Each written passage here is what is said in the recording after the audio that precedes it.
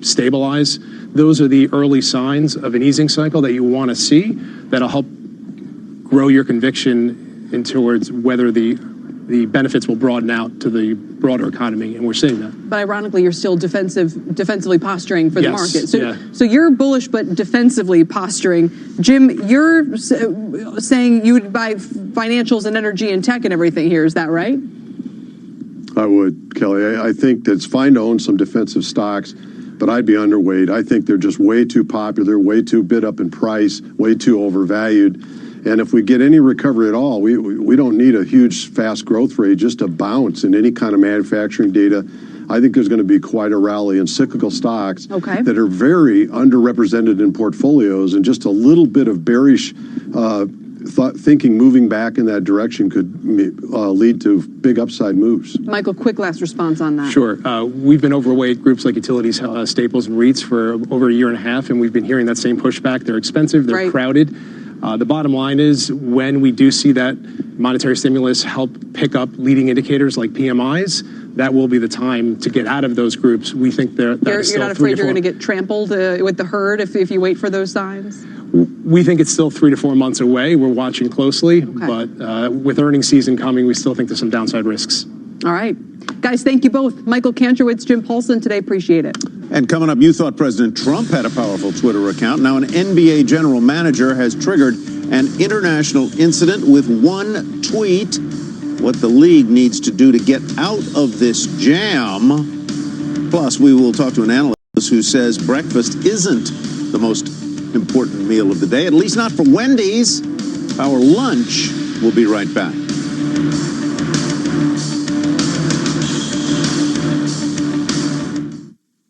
See, that's funny. I thought you traded options. The relaxing sound of fresh, cold running water. And you can have it in your kitchen. With amazing savings on Samsung fridge freezers at Currys PC World. Like the RB31 with its chilled water dispenser for only $399. Or upgrade to the Samsung RS8000 American-style fridge freezer with water and ice dispenser. A huge 609 litres of storage space.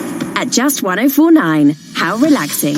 At Currys PC World. Energy rating A+. T's and C's apply. You don't just live in one room, so why should you Wi-Fi? With Sky Broadband's Wi-Fi guarantee, you'll get Wi-Fi in every room or money back. Perfect for food shopping in the bedroom, gaming in your PJs in the lounge, or streaming sci-fi movies in the kitchen. Get Sky's super fast broadband and Wi-Fi guarantee. £32 a month for 18 months with $19.95 setup. Click on the banner now. Sky Fibre errors, Sky Kit required. Refund on boost component of subscription paid during current minimum term up to date of claim. Minimum 3 megabits per second or money back. Prices may change during minimum term. See sky.com/guarantee. Stuck in traffic during the big game? With TuneIn Premium, you can listen to your favorite NFL team on the go. No TV required. Even during rush hour, you won't miss a single touchdown. Listen to the NFL on TuneIn Premium today. Catch the latest news as it happens with MSNBC on TuneIn. From American politics to global events, when breaking news hits, you'll never miss a moment again. Search MSNBC on TuneIn to hear the latest. Deep left center field. A grand slam! October baseball is here, and TuneIn Premium is your ticket to the 2019 MLB postseason. Featuring the home and away feeds for every game, TuneIn Premium delivers every call of the ALCS, NLCS, and the 2019 World Series through the voices of the local radio broadcast teams. In the air, left field and deep. He's at the wall. Now until a new champion is crowned, hear every play of the 2019 MLB postseason live on TuneIn Premium. Upgrade today. The Better Network is now on TuneIn. This is Brent Musburger. Search the Better Network. That's the BETR Network. And then let us get you better prepared to better enjoy the day in sports. The NFL, college football, basketball, hockey, baseball. Sharpen your edge. The Better Network is now on TuneIn. Be better informed. Be better prepared. Search the Better Network. That's BETR.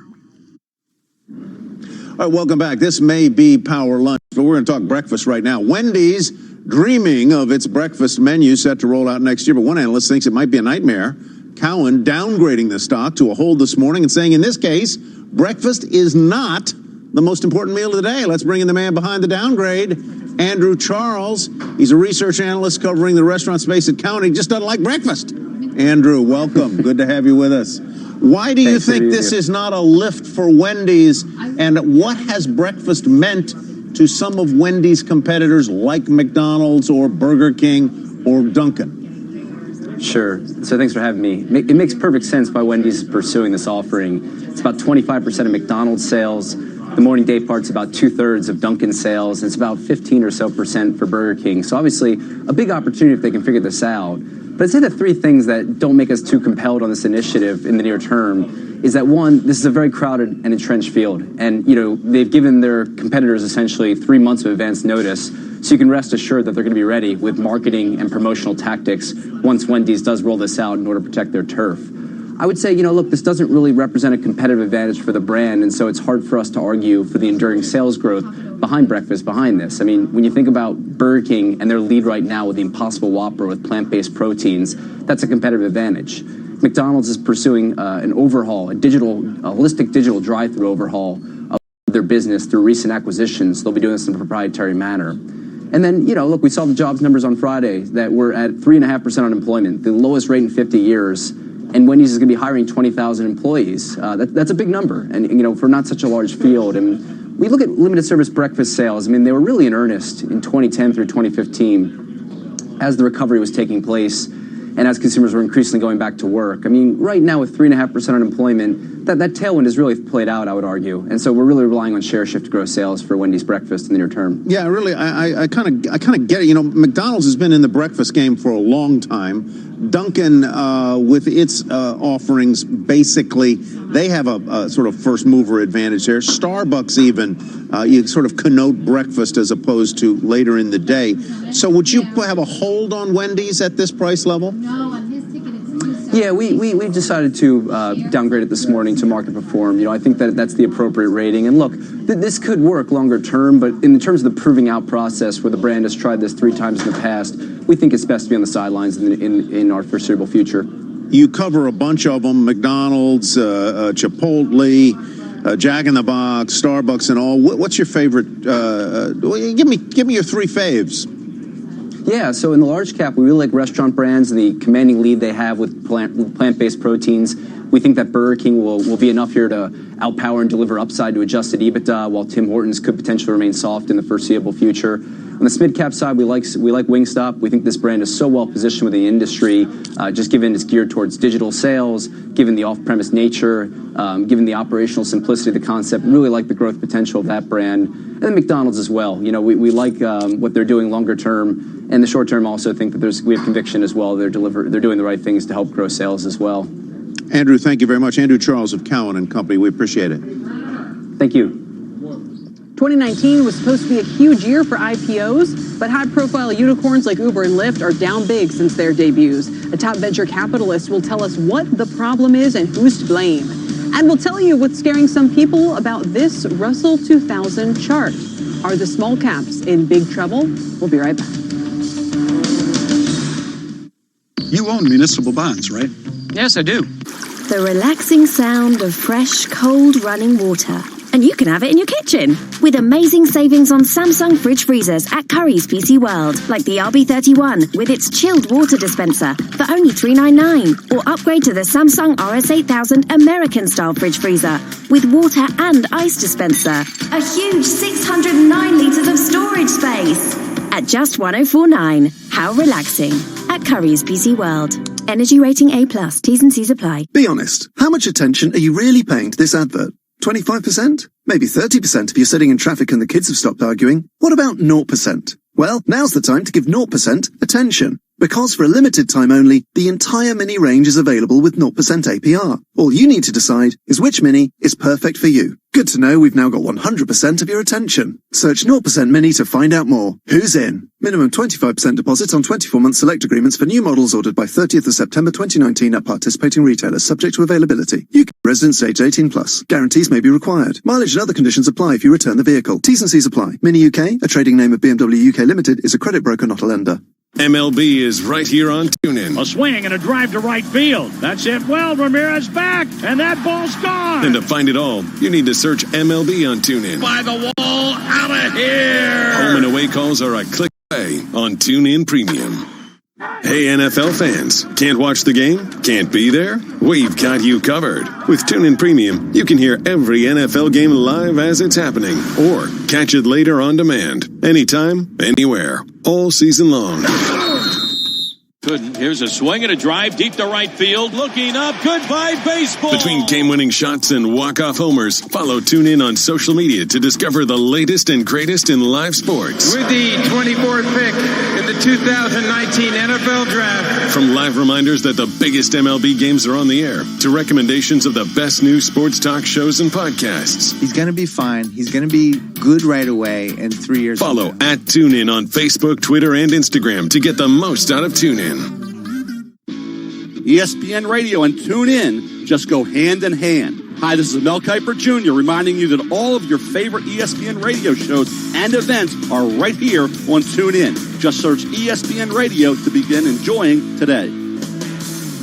Did you know TuneIn doesn't just live here on your smart speaker? From the audio that moves you to the audio that gets you moving. Soundtrack your every movement with the free TuneIn app. Available on your phone or tablet. Download TuneIn on the App Store today.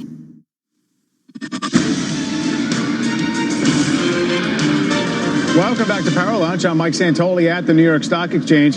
The smallest players of the market could be sending a big warning. The IWN Russell 2000 ETF, which tracks small caps, entering a so-called death cross last week after falling nearly 5% in the past 3 months. Is this a canary in the coal mine for the broader market? Let's bring in your Trading Nation team today. Ari Wald of Oppenheimer and Mark Tepper of Strategic Wealth Partners. Ari, start with you. First of all, do these death crosses have significance? What does it mean for small caps and then by extension for the overall market at this point, in your view? Well, listen, death crosses don't really factor much into our process. They do sound very scary, but I don't know, it kind of seems to me that by the time we start talking about them, I think it's looking in the past of what's already happened. And I'm going to flip it around. It's really not about small cap underperformance. It's really been about large cap outperformance. And what do you know? When the S&P 500 outperforms, it tends to be bullish for the S&P 500. We've seen these big secular bull markets led by larger cap stocks, 1946 to 1964, 1983 to 1999. So the fact that small caps are lagging, I don't think is a worry, but they do have to participate. They have to stay afloat. Here's how I chart the iShares Russell 2000 IWM. Overshot to the upside in the third quarter of last year, overshot to the downside, and then in the fourth quarter, really aside from that, it's been in the same range for the last 2 years between 146 and 159 at the lower end of that range. And forget about death cross, Mike. We got a new bullish inflection in that 200-day moving average for the first time in a year. I see that as a positive. Yeah, Mark, I mean, just to that point, I mean, small caps have not broken down on an absolute, basis outright. Does that mean that they're an opportunity to you, or do you view it the same way that large caps are the place to be? Well, I mean, the small caps right now are what, maybe 13% off their all-time high, large caps maybe 3%. So, if we were 3 years into a bull market and small caps are underperforming like this, I'd be really concerned. But we're almost 11 years in, so I'm not as worried because this is what happens. Small caps tend to underperform in later innings of these long secular bull markets. And there's a few reasons for this. First and foremost, all these small cap companies, on average, they have a lot more debt than large caps. And these highly leveraged companies, they're the ones that get beaten up the worst when the economy starts to slow.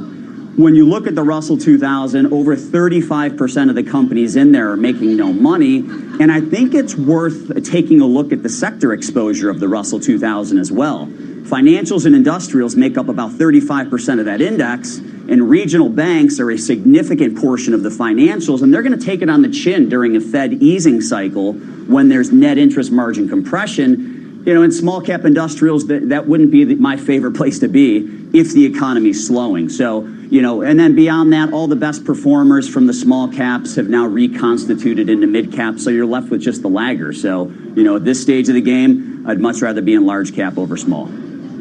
All right. So the trend should continue. There's a consensus. Ari and Mark, thank you very much. For more Trading Nation, head to our website or follow us on Twitter at Trading Nation. Tyler, back over to you. All right, thank you very much, Michael. Ahead on Power Lunch, unicorns underperform. This IPO market has been the worst since 1995. Are upcoming IPOs at risk of falling flat as well? We will speak to an early investor in Airbnb and Lyft. Plus, farm machine makers under pressure. The trade war and bad harvest putting the squeeze on major companies like Caterpillar and Deere.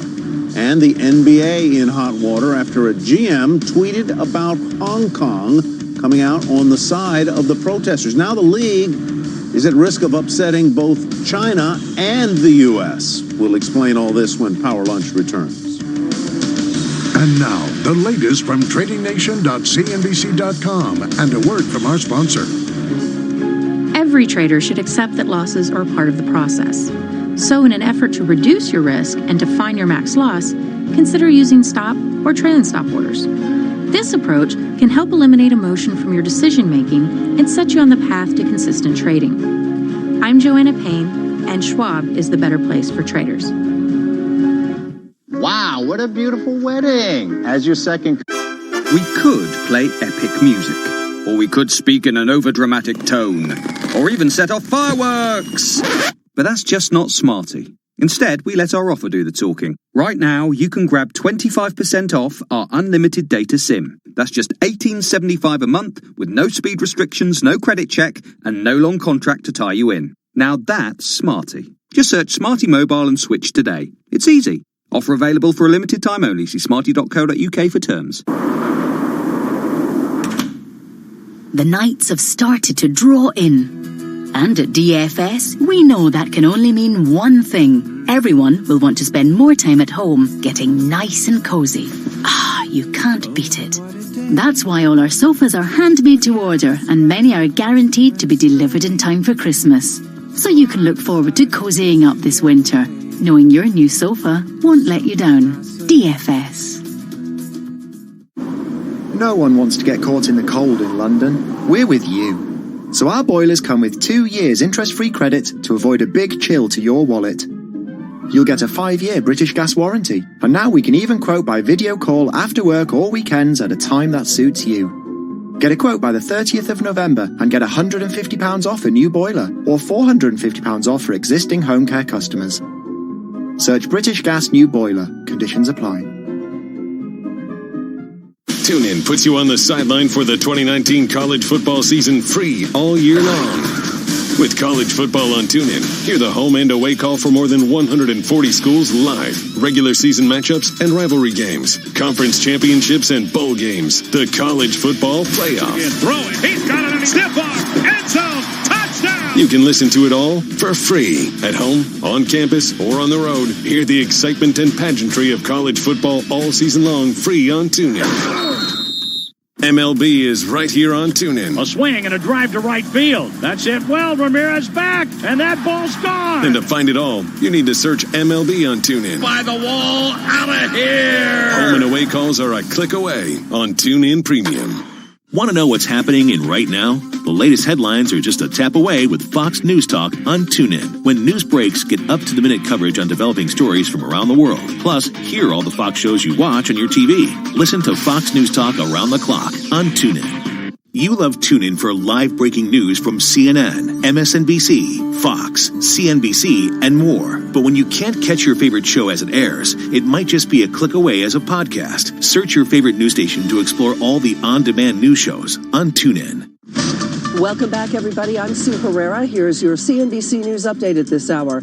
At a news conference in Boston, Dr. William Kaelin of Harvard University, one of 2 Americans and a British scientist to win the Nobel Prize for Medicine, says he was overwhelmed when he got the news early this morning. At that point, I think it was just so surreal, and I sort of had this out-of-body feeling of just great appreciation. And again, I'm just so thrilled to share this with all the people who have meant so much to me in my life. Protesters have doused New York City's famous Charging Bull statue with fake blood as part of a protest against climate change. The group Extinction Rebellion staged the protest at the statue near Wall Street, as well as outside the New York Stock Exchange.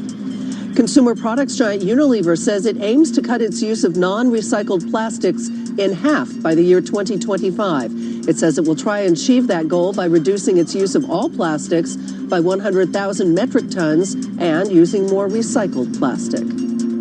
You are up to date. That's the news update this hour. Ty, back to you. All right, Sue, thank you very much. It has been, as so many have been lately, a volatile day on the street. Stocks wiping out early losses, but we are now off those highs of the day, which we hit just at the beginning of the hour. Now the Dow Industrial's down ever so slightly, 1/100%. The S&P 500 down about 3 points, and NASDAQ. Basically, what we're talking about is a flat day right here, right now. The NASDAQ composite off 1/100%. Kelly? Let's check on some of the other stocks in the news. GM shares are flat, but they're down 10% in the past month as the company deals with a strike by 46,000 workers. Over the weekend, the UAW saying talks took a turn for the worse. GM shares, again, struggling to turn positive today. Meantime, Uber is up 2.5% after Citi upgraded the stock to a buy, gave it a $45 price target. It's just over 30 right now. That's a 50% increase from here. The analyst believes Uber's Q3 results due out next month will turn investor sentiment. And Match also rising on some positive analyst comments. Deutsche Bank and Nomura both upgrading the stock to buy today. The Deutsche analyst saying investors overreacted to Facebook's entry into dating and the FTC lawsuit against Match. Those shares are up 4%. All right, 2019 was meant to be the year of the unicorn, but some of the most highly anticipated IPOs have been struggling out of the gate. So all this week on CNBC, we're going to look at the next crop of unicorns, some of the most valuable venture-backed companies. Airbnb expected to be one of the largest debuts of 2020. The online property rental platform gearing up for a massive launch with its recent funding round, valuing the company for more than $30 billion. For more on this, let's head over to Deirdre Boza in San Francisco. Deirdre. Tyler, there's still plenty we won't know about Airbnb until we get that prospectus, but the company has been giving us clues over the last few years as it gears up for that listing. Now, one of the most interesting things was this line in a community update just a few weeks ago. It says no single city accounts for more than roughly 1% of Airbnb guest arrivals or listings. Compare that to an Uber, where 5 cities make up nearly a quarter of all gross bookings. Now, Airbnb also differentiates itself from this year's class of disappointing unicorn IPOs in that it has been EBITDA profitable over the last 2 years. Another thing we know, it had $3.5 billion in cash as of the first quarter, making it a strong candidate for a direct listing, following in the footsteps of Slack and Spotify. VCs here in the Bay Area say that if Airbnb does go that non-traditional route, that could encourage other startups. Now, Airbnb, I do want to note, certainly not without challenges. It's facing regulatory battles around the world, particularly in New York City, misbehaving tourists that are muddying the brand, rising home prices in part blamed on its rise, and a hotel industry moving onto their home sharing territory. Guys, all risks that we're likely to see in that S1 when we finally get it. Yeah, looking forward to that when it comes. Deirdre, appreciate it. Airbnb would be entering a tough field. Not only are other recent IPOs like Lyft, Peloton, and Smile Direct Club underperforming since going public, we've seen names like WeWork cancel their IPOs altogether. So what's going wrong? Joining us now to dig into this is Santosh Rao. He's head of research at Manhattan Venture Partners, and you guys have been an investor in Airbnb, Lyft, Pinterest, Postmates, just to name a few of your many. So what's gone wrong with the high-profile IPOs this year? Yeah, so not everything is broken. I think the handoff from the private to the public market is going through some disruption. Some rationalization needs to happen. Some irrational exuberance needs to be cut back a little bit. So I think that's what the problem is. I think these are good companies. I'm not talking about all of them. But the ones that we have invested in, Airbnb and Lyft, we still believe in those companies. Right. Airbnb is our star company in there. It checks every box. It's profitable. It's growing. Good corporate governance. Long runway ahead. So it checks every box. Airbnb is a crown jewel there. Lyft, we are still sticking to the thesis that transportation as a service is a big thing. You have to wait it out. It's not a 1 quarter, 2 quarter story. It's a 2 or 3 year story. They're going to be profitable in the 2023, according to my model. Some say 2022, but they can get there. There is a path to that. Okay. So let's see how they execute. So I think there are good companies. WeWork was an outlier. That's what we believe. They did not meet many requirements, and the public market has gotten aware of all these things, and they've raised the bar. Right. But here's my question, because you guys you have people now saying the only way you can make money in some of these startups is if you were in the first or second or third funding round. You guys actually come in a little bit later on in the process. So is it your fault? I mean, who's bidding up these companies so that when they do come public and have to kind of cross this valuation gap, is it the fault of people who were involved in these earlier funding rounds? Is it the fault of the IPO process and the underwriters? I mean, what's happening that's causing such a large disconnect? See, price discovery was never easy for IPOs. That's a huge problem. And if you have a transformational story, that's even more tougher. And that's what's happening here. Let's say Lyft the last round was 15 billion. And I think it came out at 20, 25 billion. So that's where the disconnect is happening. In the last round, with the bankers and the early investors from the public side, I think the private, most of them are pretty rational. They haven't been very irrational there. So I think that's where the disconnect is, the bankers and the public investors, and to find the right price there. That's going to take some time. I think we'll learn a lot from this whole episode here with WeWork and the other ones. I think going forward, you'll see a lot of rationality. So for my edification and for viewers who may not be familiar with the distinction between a public listing or a direct listing, taking a company, compare and contrast the two and tell me why some companies might choose that direct listing route and others going public in the traditional way. Sure. Direct listing is not for everyone. What is it? Direct listing is you don't raise any money.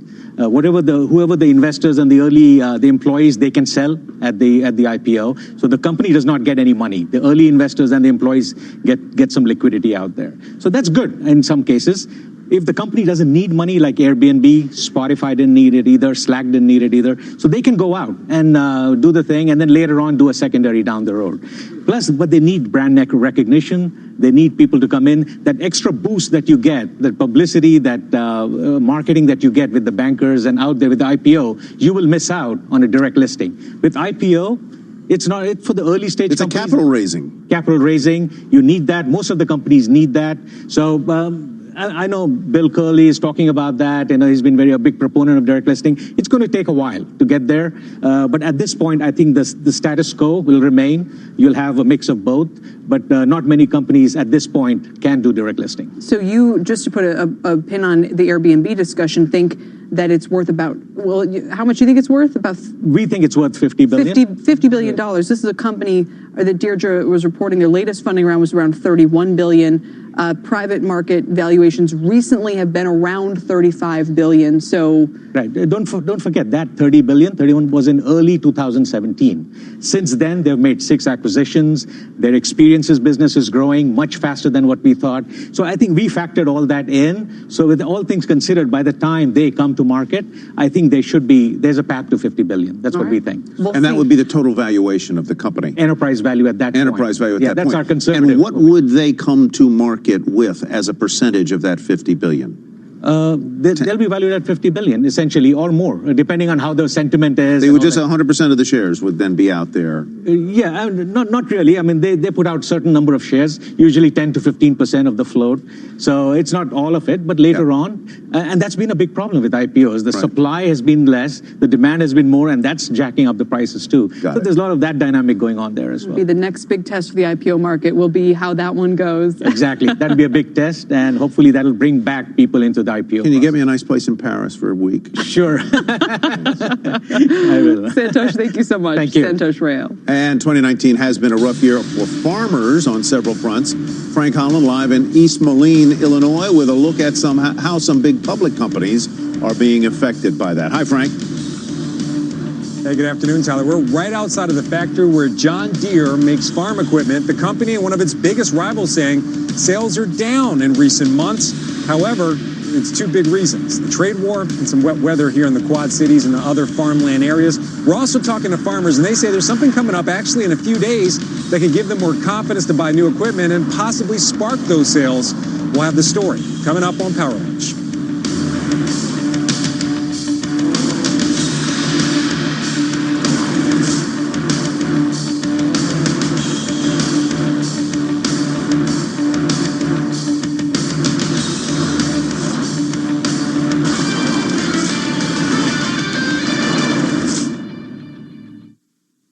The chance of being abducted by aliens is about 1 in 7 million. Oh, unlucky.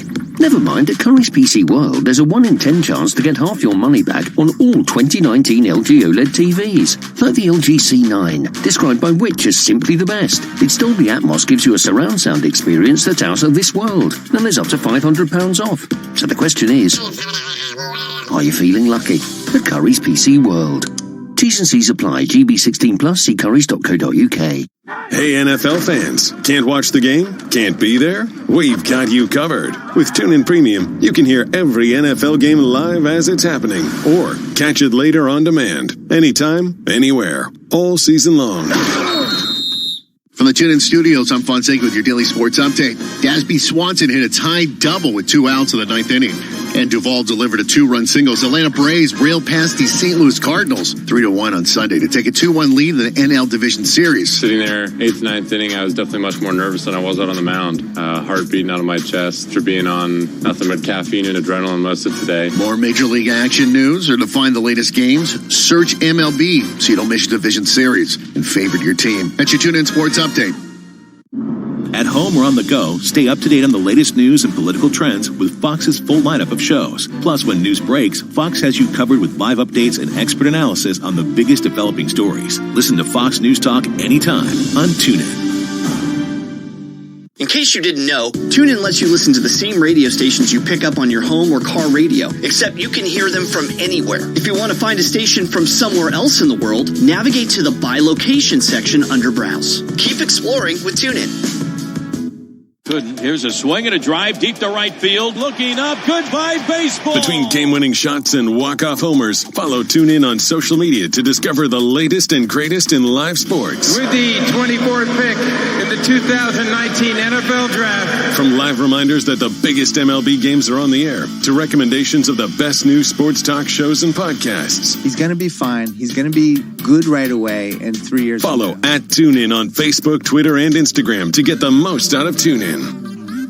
You love TuneIn for live breaking news from CNN, MSNBC, Fox, CNBC, and more. But when you can't catch your favorite show as it airs, it might just be a click away as a podcast. Search your favorite news station to explore all the on-demand news shows on TuneIn. MLB is right here on TuneIn. A swing and a drive to right field. That's it. Well, Ramirez back, and that ball's gone. And to find it all, you need to search MLB on TuneIn. By the wall, out of here. Home and away calls are a click away on TuneIn Premium.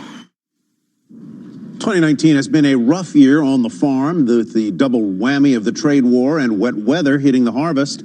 What could that mean for the big farm equipment makers like Deere and Caterpillar? Frank Holland joins us now from East Moline in Illinois. Frank. Hey there, Tyler. Farm machinery shipments are $22 billion year to date. Big number, but that's an 18% decline from a peak in 2014. And big name manufacturers like John Deere, they are feeling the impact.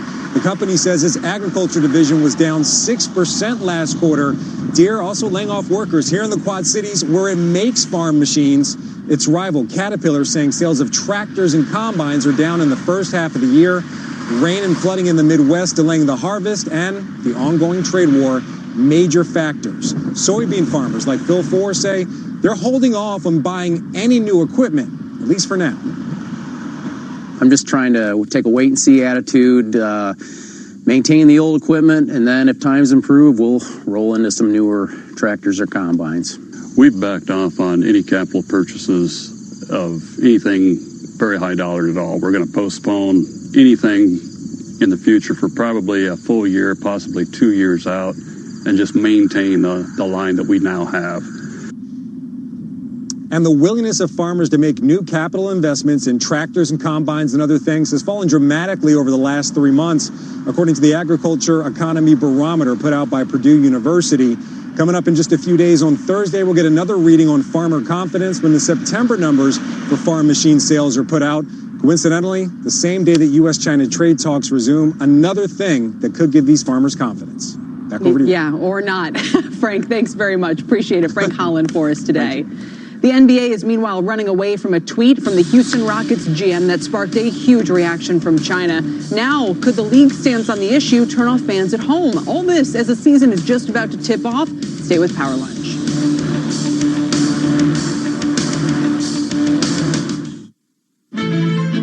Each day,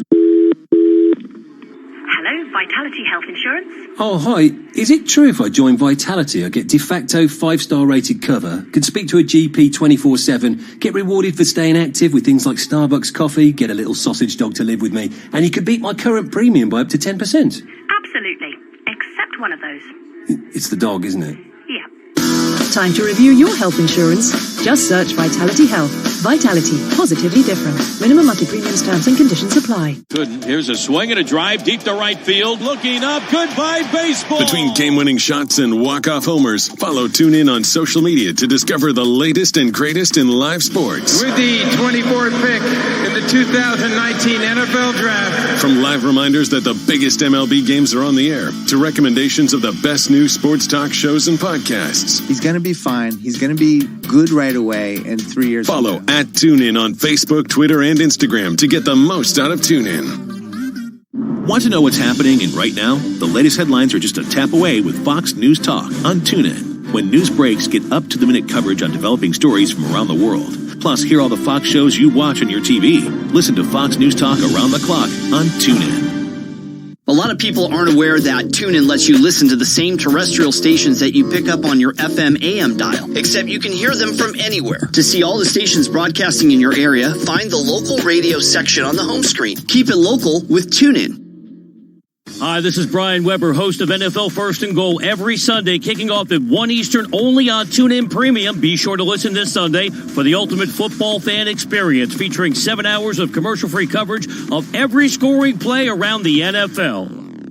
TuneIn puts you on the sideline for the 2019 college football season free all year long. With college football on TuneIn, hear the home and away call for more than 140 schools live, regular season matchups and rivalry games, conference championships and bowl games, the college football playoff. The throw, he steps up, he's going deep down the right side, Andrews. You can listen to it all for free. The end zone, touchdown. At home, on campus, or on the road, hear the excitement and pageantry of college football all season long, free on TuneIn. The MLB is in full swing. Looking up, and this one is up. And out, a home run. Swung on and into the air to deep left. That ball is high. That is far. That is gone. To listen, just search MLB Today on TuneIn Premium so you don't miss a moment of the games on TuneIn.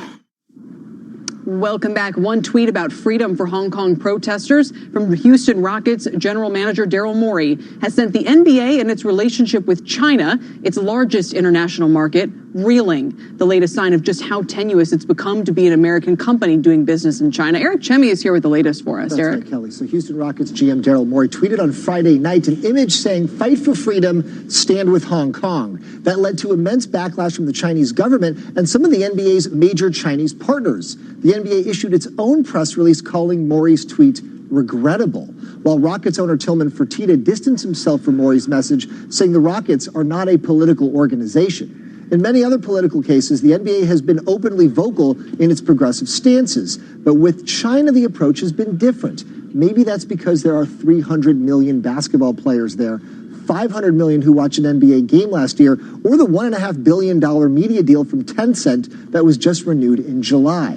The NBA's China division is worth an estimated $4 billion, more than $130 million per team. Chinese sponsors have cut ties to the Rockets, and its media partners say they will no longer air Rockets games. But that's curious because the Rockets are probably the most popular NBA team in China because of Yao Ming. This week, the Lakers and the Nets will play in China, but Nets owner and Alibaba co-founder Joe Tsai was out with his own lengthy statement against Morey, connecting it to a history of foreign interference in China and the threats to its territorial integrity and sovereignty. So there is a lot going on. And then that didn't go over well, yeah. Stick around. Thank you very much, Eric. So what can the NBA do to calm the storm in China and rage here at home that they may have backed down in the face of pressure from China? Dean Crutchfield is CEO of the crisis advisory firm Crutchfield and Partners. Dean, welcome. Welcome. Thank you. The NBA tried to distance itself specifically from Daryl Morey's comments in a tweet or a statement that they put out. But they also simultaneously said that the NBA has a tradition of encouraging its players and its executives to take part in public discourse. Let me read the words exactly here. The values of the league support individuals educating themselves and sharing their views on matters important to them. which is kind of a non-retreat retreat. The NBA isn't the first, nor it will be the last to tiptoe around China. No, I think this is a case, as you mentioned yourself, this is about following the money, not following your principles. And I think, we have to say, what makes America great? It's not winning, it's leadership. And I think that we failed to show leadership here. And what they've responded with that, I call it beached on a sludge bank of corporate puff statement, is something that really is a bit vacuous and lacks the intent and the meaning that it should have. What should the NBA do now?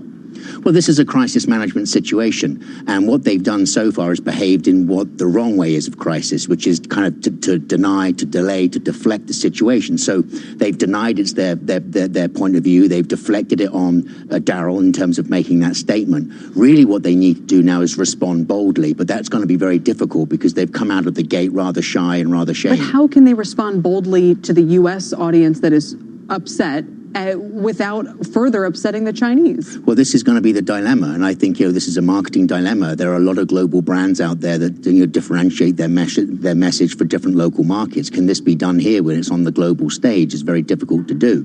But marketing and advertising does play to local audiences. Is that going to work here? I don't think so. So how do they respond boldly? I agree, it's a problem. But I think at the end of the day, it's about your principles and standing by those principles. Well, they're not going to, and I come back to it. I mean, Daryl Morey has all but apologized here. I mean, he said he wasn't. I didn't mean to offend anybody. I was merely voicing one thought based on one interpretation of one complicated event. Well, he posted a symbol with a slogan. I've always appreciated the significant. So I think people are just annoyed that he even started this. They're annoyed that the NBA. We're trying to be ambassadors of the game. Maybe we have our political discourse here in the U.S. because we're all citizens of the U.S., but when we go to other countries, we're here to spread the game. We're not here to spread politics. So that's what industry insiders close to team ownership, to the league office, to management types. It's like, look, you're just an employee. You're not the commissioner. You're not someone who's that much in charge. But now it seems like you're the voice of the NBA, and we're putting it in a tricky spot. We've mentioned that the Rockets are sort of China's home team because of Yao Ming, who's now in charge of the China Basketball Association. Can they kind of wait this out knowing that the Chinese will want to ultimately show this product to its home audience? Or do you think that this is damage that now casts a pall over the entire Think about how many times we come on set, we talk about some crazy thing, and then a week later, no one remembers it. Right. Usually here in the United States, usually on social media. But they'll remember in China. Yeah, well, China has a long memory, and America does not. And I think that's the advantage here. The way the NBA should play this is exactly that. By next Wednesday, none of us are going to remember what we ate today, and we're not going to remember this. Potentially. That's what they have to hope on. That's going to have to be their strategy. That cannot be the strategy in China.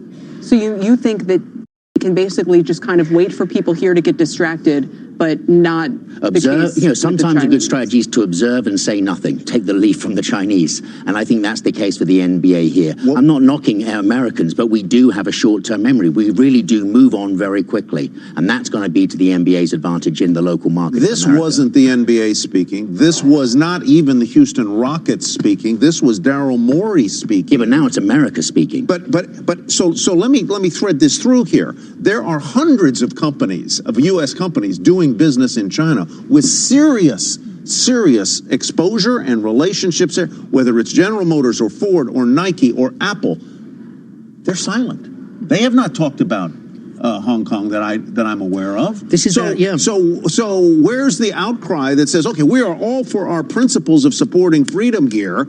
Where are these other ones? They're being absolutely If you said all these silent. things in America about American politicians, you'd get a lot of support. All the Colin Kaepernick stuff, all the anti-Trump stuff in the NBA. You can get away with a lot in America, but as soon as it becomes a Chinese thing, everyone's afraid. Yeah, but hold on here. Also, America, we understand business.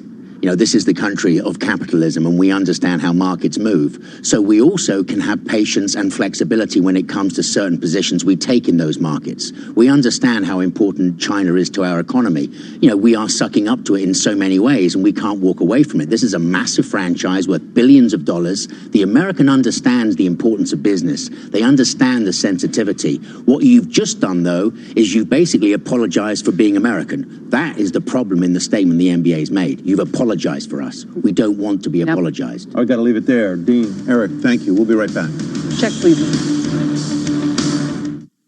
can I find an investment? 1 in 10 Londoners surveyed said they'll give more to charity in the next 12 months. Are you one of them? At CAF, we help generous people like you support their favourite charities by making giving simple. And we provide charities with the tools they need to perform at their best. So together, we can make a bigger difference for our communities. We're a charity and a champion for better giving. We are CAF, and we make giving count. Visit cafonline.org to find out more. Today, your information is more exposed than ever. When you shop, sign in, or browse, you could be vulnerable to cybercriminals. More online threats demand more protection. That's why new Norton 360 provides multiple layers of protection, combining device security, secure VPN, password manager, and cloud backup all in one solution. Get new Norton 360, starting at $24.99 for the first year. Daddy, you know my birthday party? Yes. Can we do painting? Of course. And can we have fireworks? Absolutely. And can everyone in Year 4 come? The more the merrier. You're very relaxed about this. At John Lewis Finance, we've crafted our premier home insurance with real care, so it provides accidental damage cover for those unexpected mishaps. We're also a Which recommended provider for Home Insurance 2019. Find out more at johnlewisfinance.com. Home insurance from John Lewis Finance. Excess and exclusions apply. Get ready for Brexit on the 31st of October. Find out what you need to do to prepare at gov.uk/Brexit. Be honest, how much attention are you really paying to this advert? 25%? Maybe 30% if you're sitting in traffic and the kids have stopped arguing. What about 0%? Well, now's the time to give 0% attention. Because for a limited time only, the entire Mini range is available with 0% APR. All you need to decide is which Mini is perfect for you. Good to know we've now got 100% of your attention. Search 0% Mini to find out more. Who's in? Minimum 25% deposit on 24-month select agreements for new models ordered by 30th of September 2019 at participating retailers, subject to availability. UK residents aged 18+. Guarantees may be required. Mileage and other conditions apply if you return the vehicle. T's and C's apply. Mini UK, a trading name of BMW UK Limited, is a credit broker, not a lender. Hey NFL fans, can't watch the game? Can't be there? No biggie. With your TuneIn Premium membership, you have unlimited access to every team and every game in the league. Listen live as it happens or on demand. Anytime, anywhere. All season long. Search NFL today. Welcome back. Markets have turned back lower. The Dow's down around 50 points. And thanks for watching Power Lunch. Closing bell starts right now. That it does. Welcome to the closing bell, everyone. Live from the New York Stock Exchange floor. I'm Wilfred Frost. Stocks all over the place today, following 3 consecutive weeks of losses. As we head towards the close, though, we are down 55 points on the Dow. 59 minutes left of trade. I'm Courtney Reagan in today for Sarah Eisen. Let's look at what's driving the action today. We've got tense negotiations beginning in Washington as China and the U.S. launch a new round of trade talks, the 13th, if you're taking count at home, with the outcome, of course, still very uncertain. Oil stabilizes as geopolitical issues in the Middle East retake center stage, and Treasuries weaken with the curve flattening after last week's definitive move higher. So joining us for the hour is Dan Nathan. He's founder of Risk Reversal Advisors. Dan, a real holding pattern here today. Are we waiting for news out of Washington? Yeah, so here's the good news, right? So we had this big rip up off the lows last week on optimism that there would be some sort of grand deal as far as trade is concerned. The fact that it doesn't look like we're going to get that at the end of the week, the fact that we're not down in a meaningful manner, I think is fairly bullish. Could things change really quickly if the president decides to kind of pull our negotiators away and then we know that we're kind of dead in the water for a couple months? No doubt about it. I'll just say this, that, you know, it's kind of interesting on a day like today. We don't see staples and utilities. These are two of the best performing groups deemed to be defensive. You don't see them rallying today. You don't see the S&P 500 down a lot either. So it seems like a lot of nothing, despite some really potential for volatility later in the week. Yeah, down just 0.2% or so, although softening in the last half an hour. So we'll keep an eye on the direction of movement with just 58 minutes left of trade. Let's focus in on the big stories we're watching. Bob Pisani has a look at today's market action. Kayla Tashi is covering the latest on trade. Steve Leisman is tracking Wall Street's read on the economy. And Mike Santoli has his market dashboard. But Bob, let's start with you.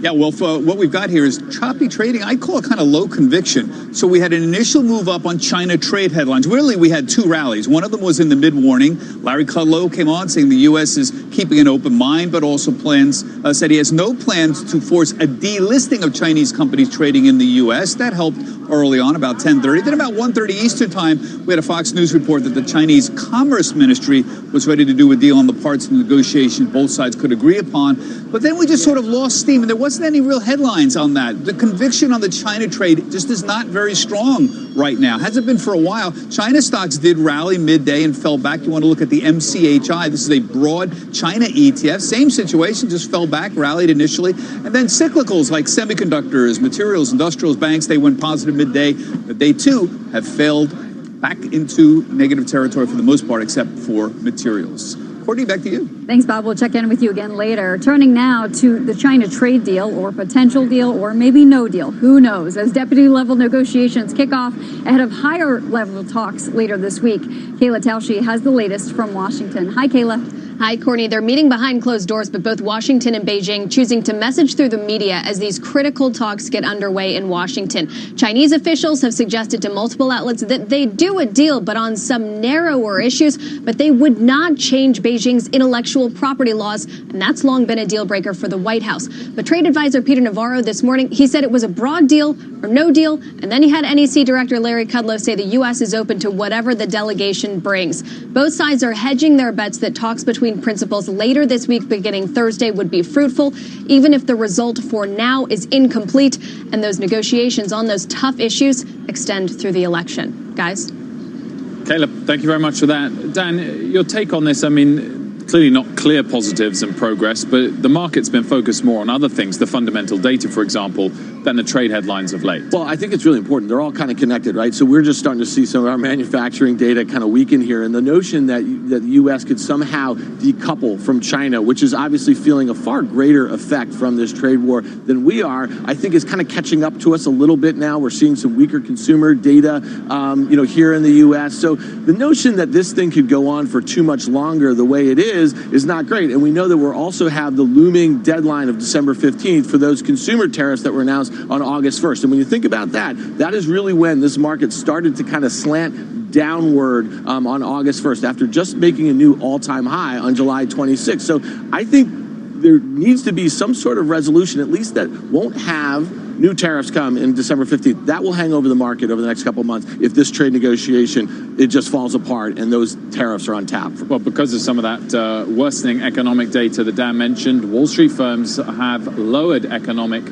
forecasts over the last few days, and Steve Leisman's having a look at where sentiment stands overall. Steve. Yeah, Wilfred, while markets seem to think bad news was good news when it came to the jobs report, that's because it meant more Fed rate cuts potentially. Wall Street economists, they're suggesting bad news. Well, it may really be bad news. HFE writing, the data remain consistent with an economy that has slowed significantly, but not to the point of recession. And Barclay writes, this slowdown in employment is likely to cause household spending, which has been the bright spot in the economy, to moderate. Our optimists, they point to a high savings rate among consumers, low unemployment, decent wage growth overall to support their view that consumers will keep on spending on and the U.S. will avoid recession. But pessimists, they point to these declining forecasts for GDP. We're now down to a 1.5% for the just completed third quarter in our tracking survey. 1.9 is the forecast for the quarter we're in now, the fourth quarter. Several speeches and data points to come this week that could impact the outlook for both the economy and the Fed. Producer prices tomorrow morning. Jay Powell giving a speech that likely deals with the economy. Fed minutes on Wednesday, CPI on Thursday. And, of course,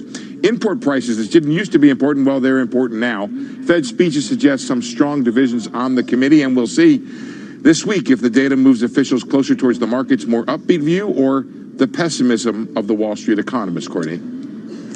Thank you, Steve. We're going to watch and see if bad news is still bad news. Let's send it over to Mike Santoli for today's market dashboard. Hi, Mike. Hey, Court. Yeah, thank you. I have a dashboard that's kind of fit for this mixed ambiguous tape we have right here. Give and take, first of all, it's going to show how big FANG stocks have both given and taken away from the market in the last couple of years. Leads and lags, a couple of bellwether sectors that are sort of telling two different stories right now. The few and the many. Look at the overall index earnings picture, but then also what the typical company might be able to deliver. And then puts and takes, the good and the bad of the high yield market, how credits are looking credit is looking. Give and take. I have a piece out there up on CNBC.com about FANG and how people are looking at different alternative ways of valuing FANG, and it's because the stocks have come back to the pack. If you look at this 2-year chart, actually 18-month chart of the First Trust Internet ETF, it's a very FANG-like ETF. 35% of it is FANG, essentially, and it behaves that way against the S&P. What you see is that these massive bursts of outperformance by FANG. This is when we started really getting full of the FANG story, and then it's entirely come back, and it now has matched the S&P 500 over the last 18 months. And if you look at it on a market cap basis, what has happened at the very peak, if you took each of the FANG stocks, Facebook, Amazon, Netflix, and Alphabet, parent of Google, and said what was their peak market cap, it was $2.7 trillion. It wasn't all on the same day at the same moment, but it was around the same time, more over a year ago. Current market cap around $2.3 trillion. So it lost about $400 billion net market cap from their respective peaks. The peak of the S&P 500 market cap, $25.1 trillion, down to 24.5 or so right now. So the majority of what's been lost in the S&P 500 aggregate market cap can be reflected in what's happened to FANG. Doesn't mean FANG's all that mattered. It also means the rest of the market has actually done okay on a relative basis. But it does show you that the market needs a different story if, in fact, the big mega cap growth stocks like FANG are not going to lead, guys. Mike, some astonishing statistics there. And I mean, if we went back to the first chart, I guess the takeaway would be that if FANG isn't leading, the best the overall market cap weighted S&P 500 can do is sort of stay flat.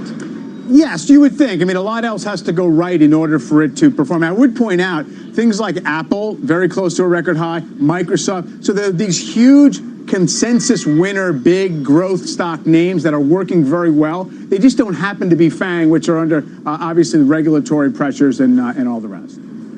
Thank you very much, Mike. We'll check back in with you soon. Well, right now you can see that the stocks, we can pull up the market chart here. We are lower for the Dow by just a hair, about 0.1% here. S&P 500 down by 0.2%. NASDAQ Composite down about 0.1%, as we still have 51 minutes left to go in today's trading session. So joining us now, Alicia Levine. She's Chief Strategist at BNY Mellon Investment Management. And Alicia, it seems like, based on your notes, you're not so surprised about today's action. This is sort of what you're expecting. You've got 12 risk factors that are priced in, but 11 that aren't priced in. So you could go either way. Right. So we see this quarter as being very, very choppy. And as we've discussed in the past, October is full of big headlines. Very difficult market to invest in when you really have these binary headlines that you're waiting for. I agree with Dan here that, the December 15th consumer tariffs really have to be put off the table. So there doesn't have to be a deal, but if there's some kind of stasis or some kind of just keeping it stable while we're still talking with China, that's probably enough to get some risk back into the market here. Other than that, we just really see this as a very choppy market, dependent on macro headlines. Very hard to invest when you're waiting for macro headlines. And Dan, what do you make of the analysis that Mike just did there on the importance of the tech stocks? I was waiting for that. It's really interesting when you think about Apple. He just said it's right back to its prior all-time highs, $2 away from it. Okay, so really a smidge away. FANG in general, I like to use MAGA. It's Microsoft, Amazon, Google, and Apple. When you think about that, that is 40% of the NASDAQ 100. Now, Amazon and Google have just stalled out. They have not confirmed any new highs. Apple's about to make it, but Apple's up materially, from its lows. So how much torque do you think it has to the upside if it was to break out and make a new high? And then Microsoft has been stuck in a trading range for months. So when you look at these mega cap names, there are headwinds. Even if Apple, you ring the bell and it's a new high, I don't really care. What I'm most focused on is what is doing the heavy lifting. What does that rotation happen? Like I said earlier, it's utilities, it's REITs, it's stuff that's getting staples, really expensive for not a whole heck of a lot of growth, but deemed defensive. That's not particularly bullish with the S&P 2.5% off its all-time highs, in my opinion. Alicia, when we look at the economic data, it seems, depending on where you sit, you could look at it glass half full, glass half empty. We know the manufacturing sector is weakening, but we are much more of a services-based economy. What's your viewpoint of where we go from here, and if we're going to talk ourselves into a recession because of what's going on in manufacturing? We actually could talk ourselves into a recession on the manufacturing side and on the CapEx side. To the extent that CEO confidence is much worse than consumer confidence, that's where you have CapEx and investment. And we've seen the fall-off happen because of the uncertainty in what's happening with global trade. In the end, global trade doesn't really affect directly U.S. GDP all that much, but it's those secondary and tertiary effects that really hurt us. So if you look at the jobs data from last week, it turns out that the non-supervisory sector of the labor market actually had quite a pay boost, had a wage boost, and that really did not make it to the top line headlines. We're still confident in the consumer here. Actually, we think the jobs number, if you look underneath, was actually better than what it looked like on the wage side. And so to that extent, we think the consumer sector is probably still okay. But Alicia, overall, your bottom line is take some risk off the table at this stage? Look, it is an ugly market out there. There's cheap money for 10 years, funding everything. We have funded disruptors that are disrupting stable businesses with earnings and positive cash flow. We've dented existing businesses without creating businesses with earnings or equity, but just a lot of debt. And I think ultimately that's dangerous for the market in the long term. Alicia, great to see you as always. Thanks for joining us. Thank you. We've got a news alert, and it's on Facebook. Elan Mui's got the details for us. Elan. Wilfred, New York's Attorney General met today with top regulators at the Department of Justice and the FTC to discuss its antitrust investigation into Facebook. The New York AG's office put out a statement saying they have grave concerns over anti-competitive behavior at large tech companies, and they're worried that Facebook's actions may have put consumer data at risk of data breaches, reduce the quality of consumers' choices, and increase the price of advertising. Now, remember that New York is leading the antitrust investigation into Facebook, along with about 7 other state AGs. We're told that a bipartisan group of state AGs did take part in this meeting with the DOJ and the FTC. We will have to see how this plays into the DOJ's decision over whether to conduct its own investigation into Facebook, guys. But for now, New York's AG meeting with the DOJ and the FTC on Facebook. Elan, to what extent are we surprised to see those 3 different groups working together on this? Well, we've seen in the past that there has been some divergence and certainly some overlap at times between the different state and federal regulators. I think it is significant that we know the state AGs are looking into Facebook. We know the FTC is looking into Facebook. There's a lot of speculation that the DOJ may begin its own inquiry. So this is certainly fueling the rumors or the concern that Facebook could be the next target from the DOJ.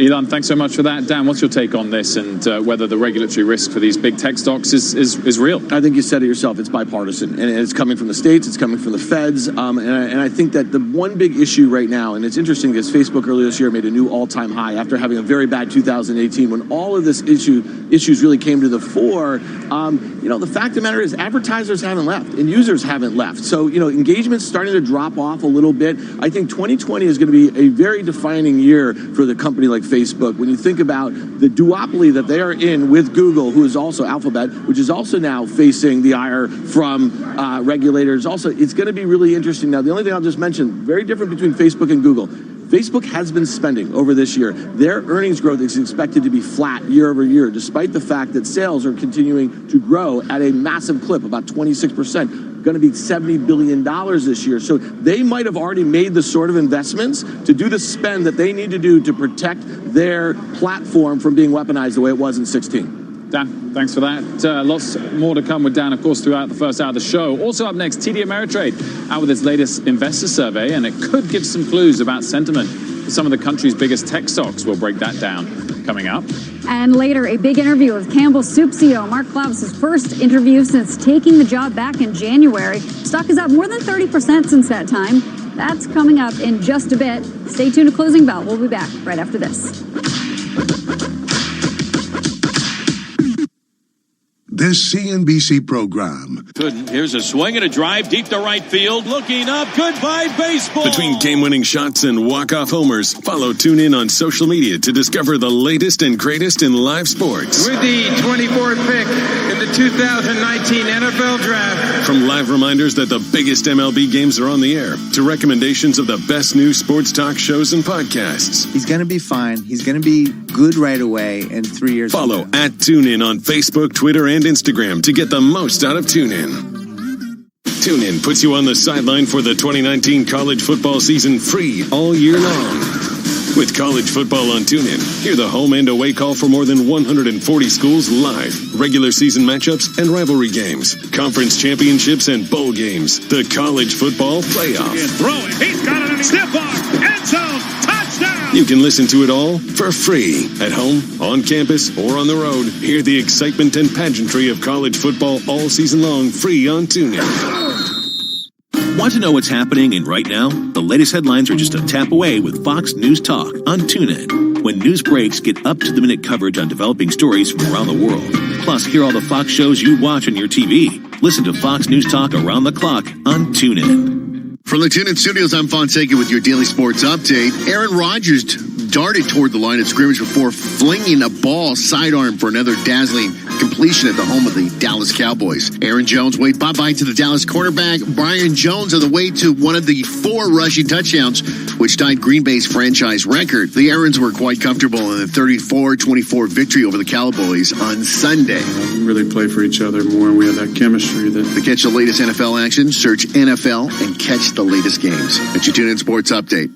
In the dictionary, a podcast is this: a digital audio file made available on the internet, typically as a series, of which new installments can be received by subscribers automatically. But on TuneIn, a podcast is this. I'm Rachel Martin with David Green, and this is Up First from NPR News. And it's defined like this. Ladies and gentlemen, welcome to the show.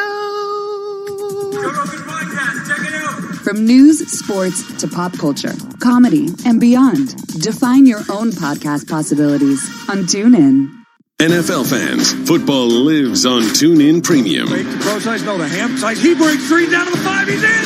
Touchdown! Tonight, TuneIn has your Monday night NFL football with the Cleveland Browns at the San Francisco 49ers. Kickoff at 8:15 p.m. Eastern. Trying to dive. Touchdown. 20 to the 15 to the 10. 5. Mike Evans. Touchdown. At home or on the go, hear the home and away call of every NFL game this season on TuneIn Premium. Upgrade today. About 42 minutes left to go. Markets marginally lower. Let's check on some individual market movers, though. PepsiCo is planning to use 15 Tesla electric semi-trucks to replace its existing freight equipment. Analysts at Morgan Stanley say the deployment of the Tesla trucks provide, quote, real-world validation of the upside for the truck business. PepsiCo shares are down about 1%, while Tesla shares are up nearly 3%. Sell equities and buy fixed income. That was the trend in the latest investor movement index from TD Ameritrade, and many popular tech names were right at the heart of the selling. Joining us now to talk about the trades and trends we're seeing is JJ Kinahan, Chief Market Strategist at TD Ameritrade. JJ, great to see you as always. Thanks for joining us. Always a pleasure. Thank you for having me. So before diving into the individual sectors and stock, the headline was risk sentiment is softening. People are taking risk off the table.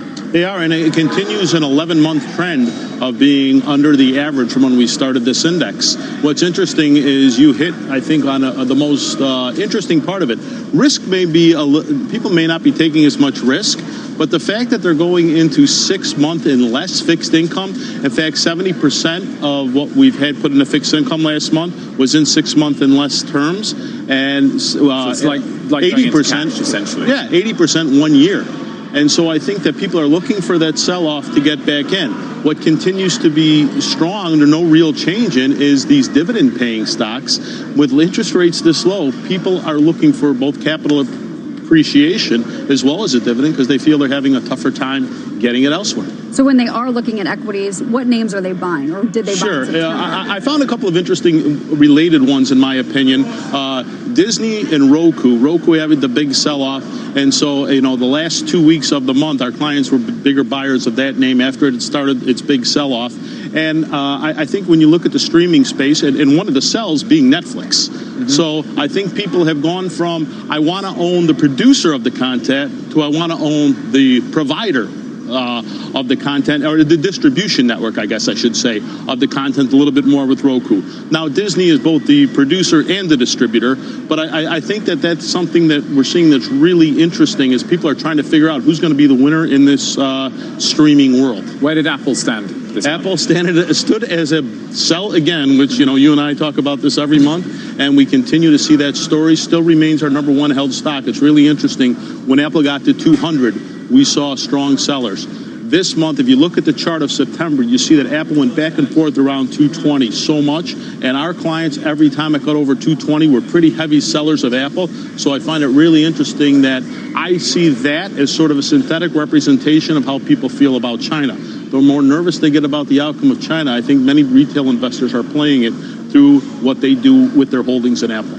Dan, you're nodding. Does all this make sense to you? Well, it's funny. I'm shocked that Apple is actually approaching that all-time high again. When you think about last fourth quarter, the holiday season that Apple had, where was the shortfall? It was in China. When you think about the nationalist fervor that we have right now, Apple's market share for smartphones in China is 6.5%. They're number 5 behind 4 local brands. And when you think about all of the talk that we've had about this, nationalistic fervor, I just don't see how they put up a good quarter in China, even though they have these brand new phones, especially when there are competitors in China locally that have 5G phones. So to me, I think there's a lot of risk at Apple as it approaches 233. Where do you stand, Dan, on the Roku Netflix debate? Well, I think JJ made up a great point. When you look at not only the aggregators and distributors, but the ones who own the content, look at Comcast and AT&T, both up 30% on the year. AT&T is not near all-time highs, but near 52-week highs. Disney was up 30%. Now it's up 20%. I think investors, despite all that debt that those 3 companies have, are buying into this vertical platform, the delivery and the content. JJ, thanks for joining us. Great to see you as always. Always a pleasure. Thanks for having me, guys. Well, after the break, shares of Wendy's sinking after one firm said the company should skip breakfast. We'll break down that call in today's Word on the Street. And later, Airbnb taking sides in the ongoing struggle between GM and the UAW with a new program to help workers generate income while on strike. We'll speak with Airbnb's head of public policy about that decision. We're back in a couple of minutes. We could play epic music, or we could speak in an overdramatic tone, or even set off fireworks. But that's just not smarty. Instead, we let our offer do the talking. Right now, you can grab 25% off our unlimited data SIM. That's just $18.75 a month with no speed restrictions, no credit check, and no long contract to tie you in. Now that's smarty. Just search Smarty Mobile and switch today. It's easy. Offer available for a limited time only. See smarty.co.uk for terms. Want to know what's happening in right now? The latest headlines are just a tap away with Fox News Talk on TuneIn. When news breaks, get up-to-the-minute coverage on developing stories from around the world. Plus, hear all the Fox shows you watch on your TV. Listen to Fox News Talk around the clock on TuneIn. The MLB is in full swing. Looking up, and this one is up and out. A home run. Swung on and into the air to deep left. That ball is high. That is far. That is gone. To listen, just search MLB Today on TuneIn Premium so you don't miss a moment of the games on TuneIn. TuneIn puts you on the sideline for the 2019 college football season free all year long. With college football on TuneIn, hear the home and away call for more than 140 schools live. Regular season matchups and rivalry games, conference championships and bowl games. The college football playoff. Throw it. He's got it in stiff arm. End zone. Touchdown. You can listen to it all for free at home, on campus, or on the road. Hear the excitement and pageantry of college football all season long free on TuneIn. Good. Here's a swing and a drive deep to right field. Looking up. Goodbye, baseball. Between game-winning shots and walk-off homers, follow TuneIn on social media to discover the latest and greatest in live sports. With the 24th pick in the 2019 NFL Draft. From live reminders that the biggest MLB games are on the air, to recommendations of the best new sports talk shows and podcasts. He's going to be fine. He's going to be good right away in 3 years. Follow at TuneIn on Facebook, Twitter, and Instagram to get the most out of TuneIn. Stuck in traffic during the big game? With TuneIn Premium, you can listen to your favorite NFL team on the go. No TV required. Even during rush hour, you won't miss a single touchdown. Listen to the NFL on TuneIn Premium today. Welcome back to the closing bell. Now it's time to get the word on the street. Cowen downgrading Wendy's to market perform, lowering its price target to $20 a share from $22. The firm saying Wendy's decision to chase the breakfast day part doesn't create a long-term competitive advantage. Evercore ISI raising its price target for Nvidia to $225 a share from $185 a share. The firm citing Nvidia's strength in gaming, seeing 15% top-line growth into 2022. And UBS upgrading E-Trade to buy, saying the company's slide presents a buying opportunity. However, the firm lowering its price target on the stock to $41 from $45 to reflect the broker's new zero commission offering. Charles Schwab sitting down with our own Bob Pisani earlier today, addressing the decision to offer free commission. I thought, just like other companies, we make our money on other relationships. You might want advice. You might want to have a fixed income or things like that. We'll make a little bit of money there, but commissions on stocks now are free. Dan, what's your take on these brokers? I mean, the interesting thing on this E-Trade note is the downgrade in the price target, small, 45 to 41, relative to how much they've downgraded the EPS for next year from 425 down to 340. So clearly saying this is going to have quite a big impact on their business, but share price target downgrade not too significant. Yeah, I think these stocks kind of overshot. I was actually surprised to see them down as much as they were last week. And anybody who's been watching this sector knows the direction of commissions. And so they did quantify what that number is on a quarterly basis. And I just think it's really important to think about these companies. They used to be just discount brokers before they became online brokers, and it was just kind of the cheapest place to do it. Now they're all cheap, race to zero. How do you monetize this assets under management? How do you make these assets stickier? And I think that's the next phase of these things. And I suspect you're going to see some consolidation among these guys. If you take out a lever for profitability, like that, and it's never coming back, you got to figure out a way to take some costs down and then figure out how to kind of monetize those assets. What about the NVIDIA call?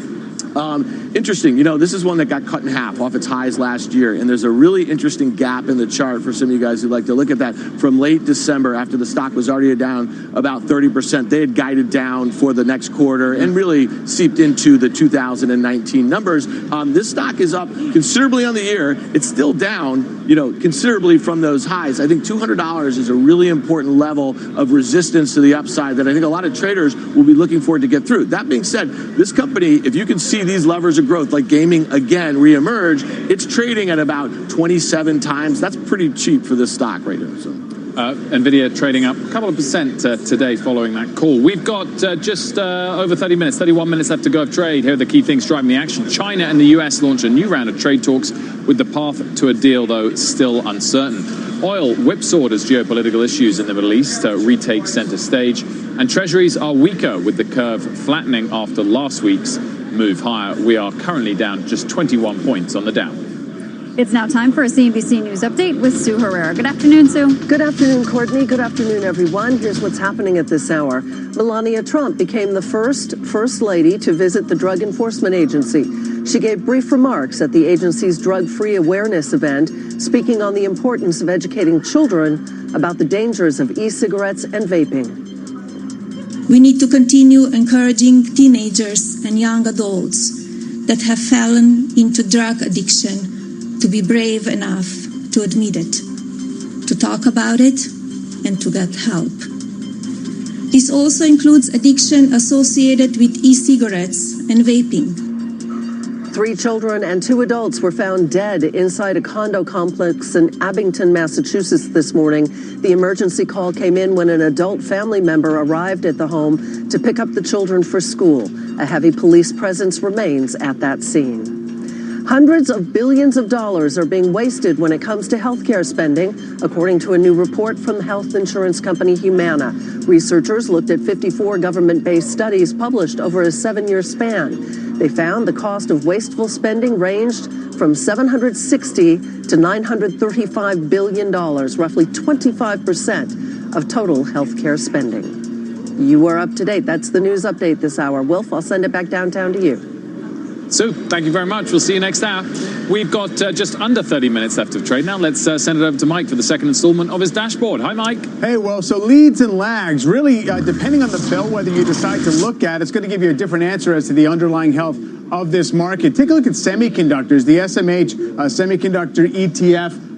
It's obviously, kind of mostly sideways, but with an upward tilt. And I think what's most significant is this uptrend that you're seeing right there. That's from obviously December. We're pretty healthily above that. It seems like it's making progress. It's not far from its high. So that would probably give you a net constructive idea. But look at the transports. IYT, maybe a 19th and 20th century bellwether, arguably. But really just looks like it's stuck, right? It cannot get out of its own way. Really range bound. It looks exactly like small caps, by the way, more than 10% from its high. So what you attach relevance to is essentially going to give you the answer as to whether this market has the horses to get much higher. I do think semiconductors probably are the more primary driver right now if you want to look at a health check at the moment, guys.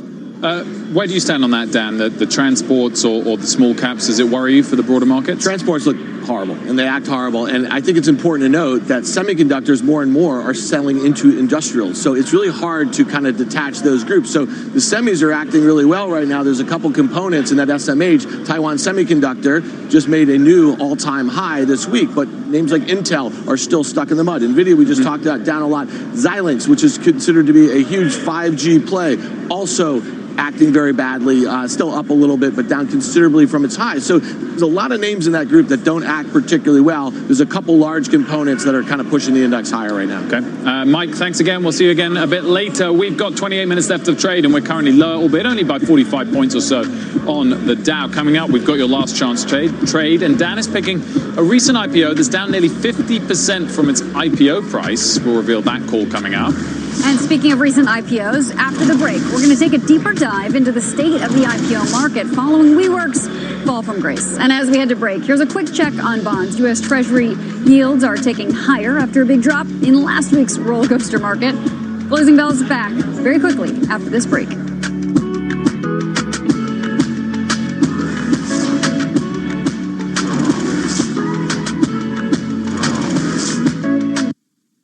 The Bond Report. We could play epic music, or we could speak in an overdramatic tone, or even set off fireworks. But that's just not smarty. Instead, we let our offer do the talking. Right now, you can grab 25% off our unlimited data SIM. That's just $18.75 a month with no speed restrictions, no credit check, and no long contract to tie you in. Now that's smarty. Just search Smarty Mobile and switch today. It's easy.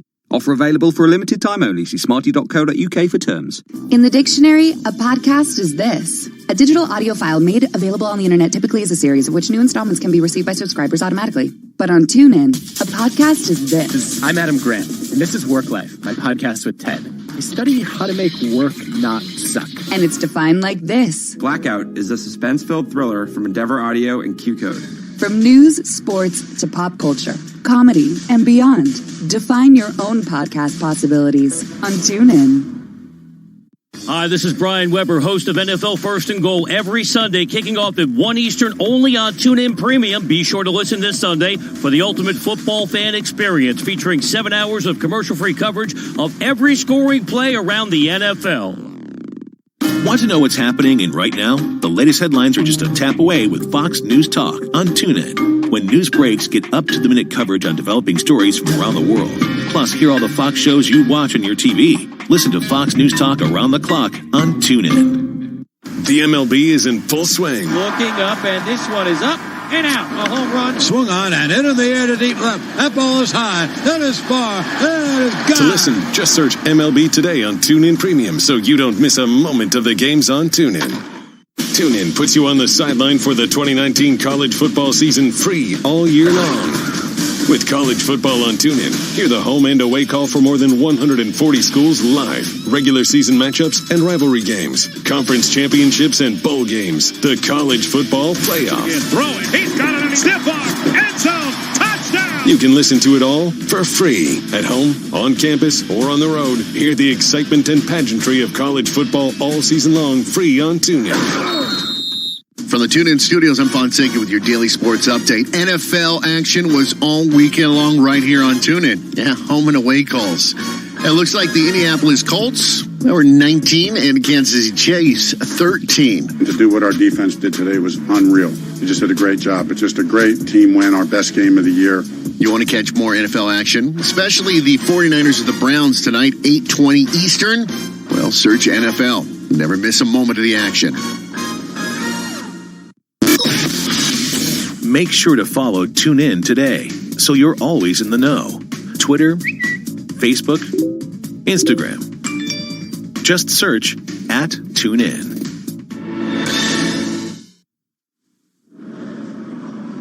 Welcome back to Closing Bell. We are awaiting comments from President Trump. He will sign the U.S.-Japan trade agreement at the White House. You see live photos here now, and we're going to bring you there as soon as that begins. But in the meantime, we have 24 minutes left to go in trade for Monday's session. Some of the most highly anticipated IPOs have been struggling out of the gate. If you've been watching this program, you know that. So all this week on CNBC, we're looking at the next crop of unicorns, some of the most valuable venture-backed companies. Let's get to CNBC's Deirdre Bosa for a closer look at Airbnb, one of 2020's most anticipated IPOs. Hi, Deirdre. Hey, Courtney. Well, throughout the day, we've been talking about how Airbnb is different from some of the other high-profile unicorns. It's EBITDA profitable. It could be pursuing a direct listing next year. But there is one critical way in which it could be similar, and that's regulation. Like ride-sharing, home-sharing is facing increased scrutiny from lawmakers in different cities. In New York, regulators are cracking down on home-sharing, and the company is being blamed for the city's housing shortage. Where it differs on this than, say, Uber is its willingness to work with those regulators, and that has allowed it to operate in hundreds of cities around the world. Guys? Dee, thanks so much for that. We're going to discuss more, by the way, about Airbnb next hour. We'll talk to Airbnb's head of global policy and public affairs. You don't want to miss that interview next hour. But in another sign of a slowing IPO market, new data from DealLogic shows companies that went public this year are now trading about 5% above their initial IPO price compared to the 18% rally in the S&P 500. This comes on the heels of a recent report from Goldman Sachs saying IPO stock performance is at its worst level since 1995. For more, let's bring in Mike Volpe, general partner at Index Ventures. Mike, thanks so much for joining us. I mean, the question everyone's asking is what damage has the failure of WeWork, the likes of Uber and Lyft, who are down significantly from their IPO price, done to the prospect for other potential IPOs?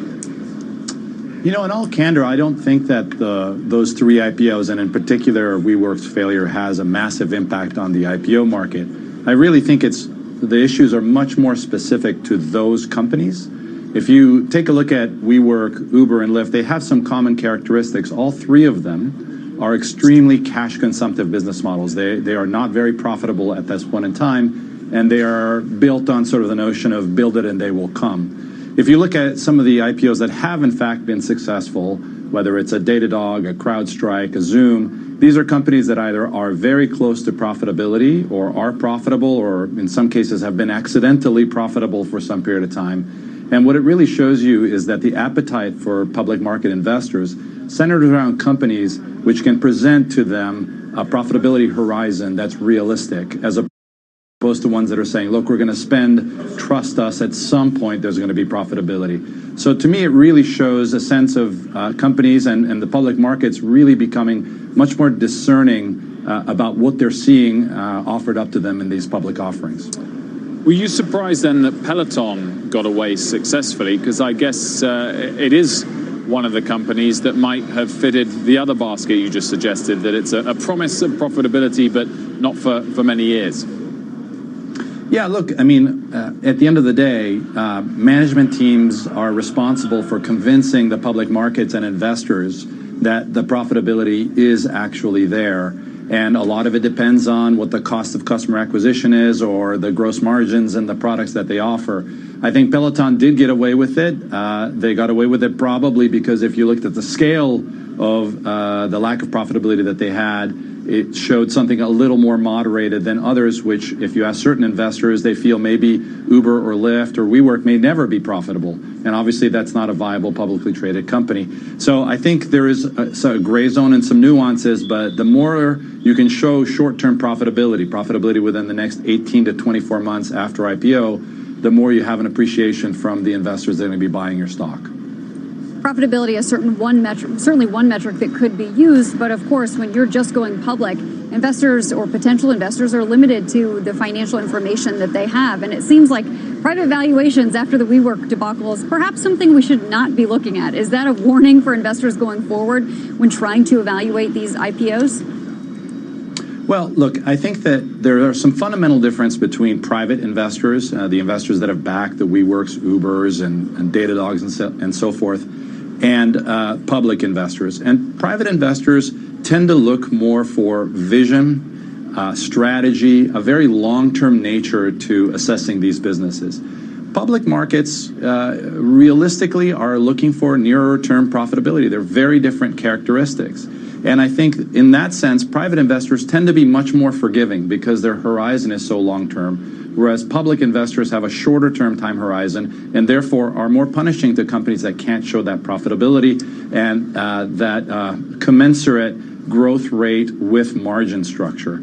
So really that's where the rubber meets the road. In some sense, when we do a lot of early stage investing, and when you do early stage investment, it's like having a little kid. Every kid that's born looks like they're going to be an NFL star or they're going to be smarter than Einstein. And then someday they're 21 years old and the rubber meets the road, and that's the equivalent of a company going public. And so at that point in time, companies have to show much more of an ability to shape themselves as long-term businesses rather than promises or vision. Mike, I know that Index Ventures is an investor in Robinhood. I just wanted to ask your view on the fact that the likes of E-Trade and TD and Charles Schwab have all cut their trading fees to zero. How damaging is that for Robinhood? We don't really think fundamentally it's that damaging. Robinhood introduced commission-free trading 3 years ago. They innovated in a market that hadn't seen a lot of innovation in decades. And they will continue to win not just on what they did 3 years ago, but really on the cycles of innovation that they introduce over the next year and years to come. I think fundamentally, if you look at consumers and the NPS scores, the Net Promoter Scores that they associate with their financial institutions they do business with today, they aren't happy. Consumers don't like doing business with Bank of America and Chase and Wells Fargo, and they're looking for a next generation of providers of those financial services. Robinhood is one of them. It's certainly one that we're incredibly excited about, and I think that the innovation that they're going to have in this market goes far, far beyond commission-free trading, and so we think the company's going to be just fine. We're going to have to leave it there. Thank you for joining us, Mike Volpe. It's a pleasure. Thanks for having me. How are you evaluating these IPOs? It seems like they're so binary. You've got the Beyond Meats and the Zoom video, or you've got a WeWork that just never even happened. Well, I think that first group you're talking about, these are much smaller floats. They're kind of pretty unique companies. I think when you think about, let's say, Uber and WeWork, these were massive deals. These companies had raised collectively $20 billion in the private markets before they ever came to the public equity market. And so at that point, there had been a lot of information about the economics of these companies and the fact that the boards of these companies were letting these companies get away with just telling investors that they may never be profitable or they can't tell you when they are. That's when the rubber hit the road, when they started meeting with public investors. And I think the difference this time is the size of those deals, the lack of clarity about profitability. And don't forget that there's these crossover investors, these massive mutual funds have been buying these shares in those companies for years now. So there wasn't such a great demand to buy it if it was going to be at a elevated price level. So to me, I just think that this is a very unique time. I think WeWork will be a footnote when this market cycle is, dead and over. I think WeWork will have a little asterisk next to it a little bit. Unique time. I like that. That's a good phrase for all of us. Well, coming up next, stick with us because we've got your last chance trade. Hi, this is Brian Weber, host of NFL First and Goal every Sunday, kicking off at 1 Eastern only on TuneIn Premium. Be sure to listen this Sunday for the ultimate football fan experience, featuring 7 hours of commercial-free coverage of every scoring play around the NFL. Get social with TuneIn. Follow TuneIn on Facebook, Twitter, and Instagram for the latest and greatest audio happenings across the app. Explore exclusive content. It's called Indie. Learn about the hottest new podcasts. The Nostalgia Mixtape, a new podcast hosted by yours truly, Savannah Shroudy. And get alerted when the big game's about to begin. This Sunday is Championship Sunday, when we'll find out which two teams are going to play for the Lombardi Trophy. Add TuneIn to your feed and be in the know when it matters most. In case you didn't know, TuneIn lets you listen to the same radio stations you pick up on your home or car radio, except you can hear them from anywhere. If you want to find a station from somewhere else in the world, navigate to the By Location section under Browse. Keep exploring with TuneIn. TuneIn puts you on the sideline for the 2019 college football season free all year long. With college football on TuneIn, hear the home and away call for more than 140 schools live, regular season matchups and rivalry games, conference championships and bowl games, the college football playoff. Throwing, he's got it in stiff arm, end zone, touchdown! You can listen to it all for free at home, on campus, or on the road. Hear the excitement and pageantry of college football all season long, free on TuneIn. From the TuneIn Studios, I'm Fonseca with your daily sports update. Don't forget, we've got NHL hockey, and Anthony Mantha scored a career-high 4 goals. This was Sunday night. The the last with 53.3 seconds left to give Detroit a 4-3 victory over the Dallas Stars in its home opener. Moronic across Benson. Scores! 4 goals! More NHL news. Search NHL to find out the latest or even to find your games that are coming up. Favorite your team and never miss a moment of the action. That's your TuneIn Sports Update. Catch the latest news as it happens with MSNBC on TuneIn. From American politics to global events, when breaking news hits, you'll never miss a moment again. Search MSNBC on TuneIn to hear the latest. Major League Baseball postseason is in full swing, and TuneIn Premium puts you at field level for every And it's a home run. single And gone. game. And that gone, a home run. With TuneIn Premium, catch every pitch of every inning of every Major League postseason game until the final out of the World Series. 0-2 pitch, little half swing, and it hit. At home or on the road, Major League Baseball's postseason action is on TuneIn Premium. And that ball is gone. Upgrade today. We've got 13 minutes to go until this market closes. So, Dan, what is your last chance trade? So here's one I think you want to start picking at. It's Lyft, okay? And we were just talking about these names. You know, listen, these are very disruptive companies. Obviously, Lyft is losing a lot of money, but they're also gaining share in North America. And I think the big difference between Lyft and Uber is that Lyft is only focused here in the U.S. and then ultimately the path towards autonomy, which may be 5, 10, 15 years away. So I think it's a pure play on rideshare, which is going to be around for a while, okay? So if they can demonstrate when they report on October 30th after the close that they are continuing with this rational pricing and they can articulate their path to profitability sooner than expected, I think the stock trades higher after that, and it might put a floor in this thing that's down 50% from its opening print on its IPO day back in March. So to me, I like the management here. I like their focus on North America. I can't tell you that I like all those losses, but I think Lyft is a company that's going to be around and disruptive for many years to come, and I think you could start dipping your toe in the water here into that earnings print. There you go. You've got 12 minutes left to get that trade on. 12 minutes left of the market. We're down 64 points on the Dow, and we will have uninterrupted coverage of the final minutes of trade. We'll take you inside the market zone next. I believe ETFs are a great way to invest in the market. From the TuneIn Studios, I'm Fonseca with the Daily Sports Update. NFL action all weekend long right here on TuneIn, and it continues. Favorite your favorite team? Well, the Philadelphia Eagles were the real gangrene defense. Nate Gary returned an interception for a score. Orlando Scandrick took a strip sack the distance, and Philadelphia beat the New York Jets 31-6 on Sunday. Complete into the end zone. Touchdown. To get you more NFL action, search NFL, favorite your team, and make sure to never miss a moment of the action on TuneIn. That's your TuneIn Sports Update. Want to know what's happening in right now? The latest headlines are just a tap away with Fox News Talk on TuneIn. When news breaks, get up-to-the-minute coverage on developing stories from around the world. Plus, hear all the Fox shows you watch on your TV. Listen to Fox News Talk around the clock on TuneIn. What if you could keep up with cable news even when you're on the go? With TuneIn Premium, you can listen to MSNBC live without any commercial interruptions. All of the news, none of the ads. Listen live on TuneIn Premium today. Good. Here's a swing and a drive deep to right field. Looking up. Goodbye, baseball. Between game-winning shots and walk-off homers, follow TuneIn on social media to discover the latest and greatest in live sports. With the 24th pick in the 2019 NFL Draft. From live reminders that the biggest MLB games are on the air, to recommendations of the best new sports talk shows and podcasts. He's going to be fine. He's going to be good right away in 3 years. Follow at TuneIn on Facebook, Twitter, and Instagram to get the most out of TuneIn.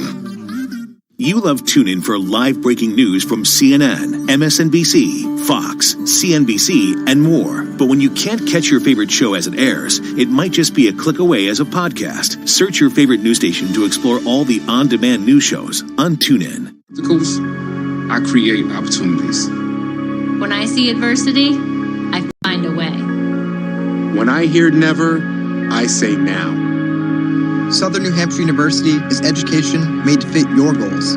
With over 200 degree programs, flexible class schedules, and some of the lowest online tuition rates in the nation. So when I face barriers, I can break through. Break through at snhu.edu. Flight number 417 has been lying. You should be mad at airports. Where's gate 87? You should be mad at non-seasoned travelers. And they took my toothpaste away. And you should be mad at people who take unnecessary risks. He's my emotional support snake. But you're not mad, because you have E-Trade, whose tech helps you understand the risk and reward potential on an options trade. It's opaque. It's not liquid or a gel. And even explore what-if scenarios. Don't get mad. Get E-Trade and start trading today. The Market Zone is sponsored by E-Trade, now with commission-free trading.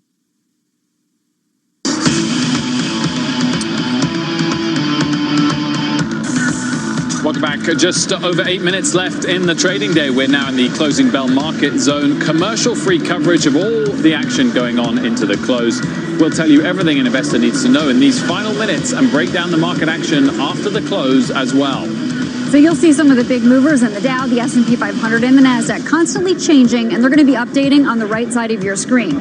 Senior markets commentator Mike Santoli is here to break down these crucial moments of the big trading day. And today we've got Dan Nathan from Risk Reversal Advisors. He's here as well with us. Let's kick things off with Apple. That stock leading the Dow as Nomura issues a new note. Josh Lipton in San Francisco with more. Hi, Josh. Yeah, Courtney, a surge for Apple this year. Listen, that stock's now up 45%. You're up 60% from that low in early January. And now it is within striking distance, Courtney, of that all-time high reached last October. Remember, 233.47. In part, the move higher due to positive data points we've been seeing about that new iPhone 11 lineup. Today, the team at Nomura out with a new note saying that solid demand for the iPhone 11 mitigates risk of a Q1 pothole, in their words, and that investors' focus may now shift to the 5G iPhone expected next year. Nomura rates Apple neutral, but raised its price target to $205 from $185. Guys, back to you. Josh, thank you very much for that. Mike, the interesting thing here, of course, is it's a bearish note becoming less bearish, coming up from 185 to 205, still well below where it's trading today. I think that also reflects that there is still somewhat of a cautious overlay of sentiment toward Apple, even though the stock has performed well. We're near a high. You know, we did, I think, last week. We'll take a look at the aggregate price target among Wall Street analysts toward Apple, and it's right around where the stock is trading. Not to say that they're wrong or too cautious, but it does show you that it's more, people have kind of defaulted to Apple because it's a relatively stable, quality balance sheet as opposed to real excitement about the product line. We are seeing the broader market soften just a little bit as we approach the close. We are down 77 points on the Dow. We've got 6 minutes left. Let's move on to energy. One of the worst performing sectors today, coming off a rough week with the group down more than 26% from its 52-week highs.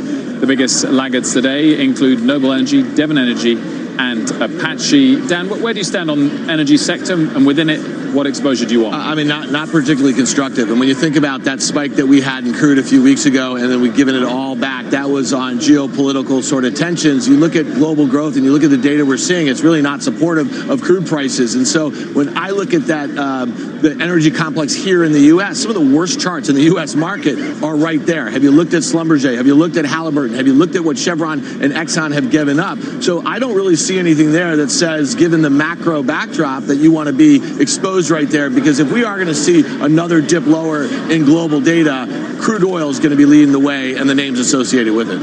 Yeah, as Wolf mentioned, energy is one of the worst performing sectors of the day.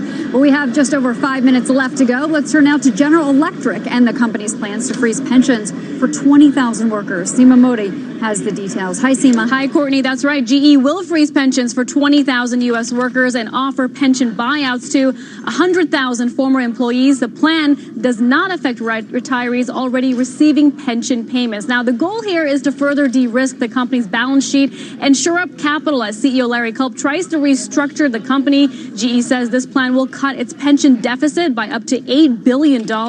Bank of America analysts believe the pension freeze should improve debt rating agencies' metrics and be accretive to earnings, although the stock is unchanged right now. It also comes as a number of companies offer pensions continues to decline as more switch to 401ks, as they are seen as a more cost-effective option for employers. Guys, back to you. Seema, thank you. We've got just under 5 minutes left to go. Stocks are trading lower, 60 points lower to be precise on the Dow, as you can see, down 0.2%. 0.8%. If you are just joining us, we're in the Market Zone, where we bring you uninterrupted, commercial-free coverage into and after the closing bell. On the right-hand side of the screen are the biggest winners and losers of the day. At the bottom of your screen, you can see a preview of the next few stories we're going to cover as we approach and go through the close. Well, the UAW strike against General Motors entering its third week, with UAW's vice president saying contract talks between the two sides have, quote, taken a turn for the worse. About 48,000 UAW members have hit the picket lines as the union seeks to negotiate better employee benefits and pay. General Motors is down about 10% since the strike began on September 16th. Dan, what do you make of General Motors and the broader automotive sector at this point? Is this a place you want to play? Not really. I mean, if there's no end in sight, this reminds me a little bit of the government shutdown that we saw last year in Q4. When you think about it, yeah, there's 48,000 workers that are not working right now, but the auto industry here in the U.S. and associated industries is about 10 million workers, and they're being depressed right now. So when you start to think about some of the consumer confidence data that we've seen, some of the weaker, manufacturing data, and just in general, it's just a bad time for it. And so it'd be great to kind of get that thing scooped and put behind us. But I just don't see a whole heck of a lot of optimism in the auto space right now. We topped out at 17 million cars in the U.S. for years now, and I just don't know where the growth comes from. Yeah. One outlier I would point out this morning, because it's always doom and gloom out of Germany, is Mercedes car sales actually beat expectations in China, rose 13% for the quarter. They were kind of soft elsewhere, including in Europe, but just that question of whether China could surprise to some expectations. There is a take that basically the China numbers have bottomed in general, and people have gotten, I think, pretty complacent about the possibility for things to improve much there, so it could be that.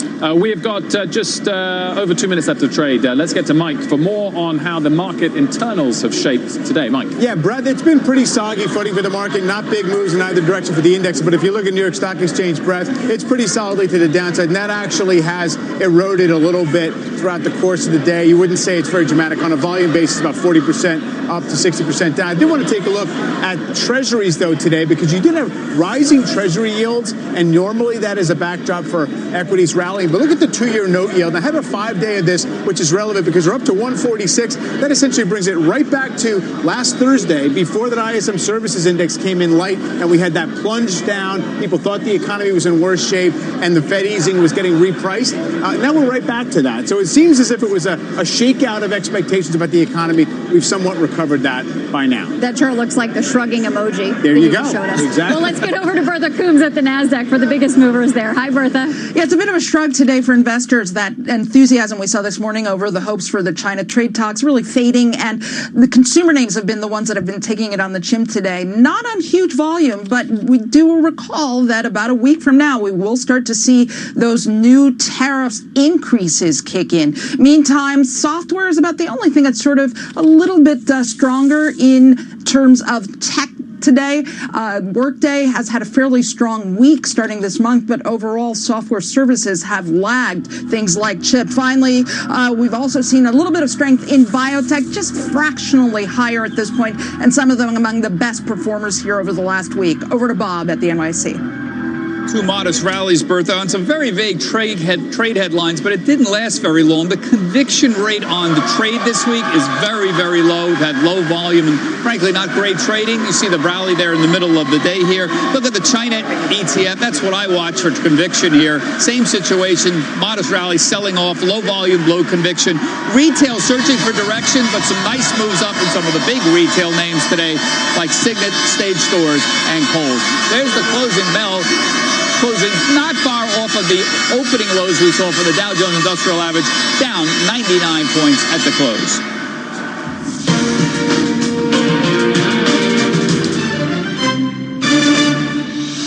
Welcome back to the closing bell. We have closed here at the stock exchange down 97 points on the Dow. A little bit of selling there into the close. Only one sector on the S&P.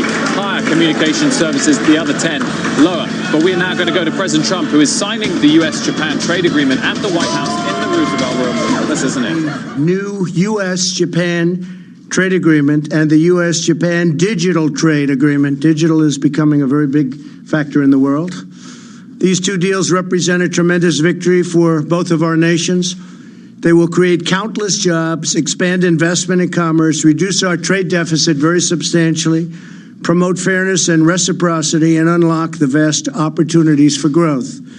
In the United States, these deals are a game changer for our farmers and our ranchers. We love our farmers and we love our ranchers. We've been working very hard on this, providing them with significantly enhanced access to a critical foreign market. In a moment, I'll be really honoring a lot of the folks in the room that are here with us from farm country, ranch country, and we're going to be witnessing a historic signing by Ambassador Robert Lighthizer, an ambassador from Japan, a long trip, but just got here, Sojiyama of Japan. And we're grateful to both of you for the outstanding job you've done and all of the people that were involved with both of you, your staffs and your representatives. Thank you both very much. Bob, thank you. Thank you very much. It's a lot of work. We're also delighted that Secretary of Transportation Elaine Chao is here. Where's Elaine? Where is Elaine? Hi, Elaine. She's busy, doing a fantastic job. Thank you very much, honey. Deputy Secretary of Agriculture Stephen Chensky is here. Where's Stephen? Right, Stephen? Hi, Stephen. Good job. Thank you very much. Spoke to Sonny last night. We're doing well. A very great gentleman, a very popular man, too, in the world, and especially his wonderful state, Steve Daines. Steve, I saw you back there. Hi, Steve. I saw your poll numbers. You are strong. You're doing good. And that's a good decision by the voters, I can tell you. Thanks, Steve. Representatives Jody Arrington and Kevin Hearn, and thank you, fellas, for being here, as well as North Dakota Governor Doug Burgum. Doug, thank you. Thank you. Thank you, Doug. Where's that? Good, Doug. Good job. Say hello to your wife. North Carolina Lieutenant Governor Dan Forrest. Hi, Dan. Hi. We just approved that last amount of money for the hurricane. You know about that, right? Iowa Lieutenant Governor Adam Gregg. Adam, great job. Great job. And many other state and local officials. We have some tremendously respected people here, political people. I want to extend a special welcome to all of the leaders here today representing American farmers and ranchers benefiting from this deal. There's a tremendously important deal and a very big deal, including those from our beef, pork, poultry, wheat, dairy, and corn associations. I would particularly like to recognize Zippy Duval. He's been with us from the beginning. Zippy, where's my Zippy?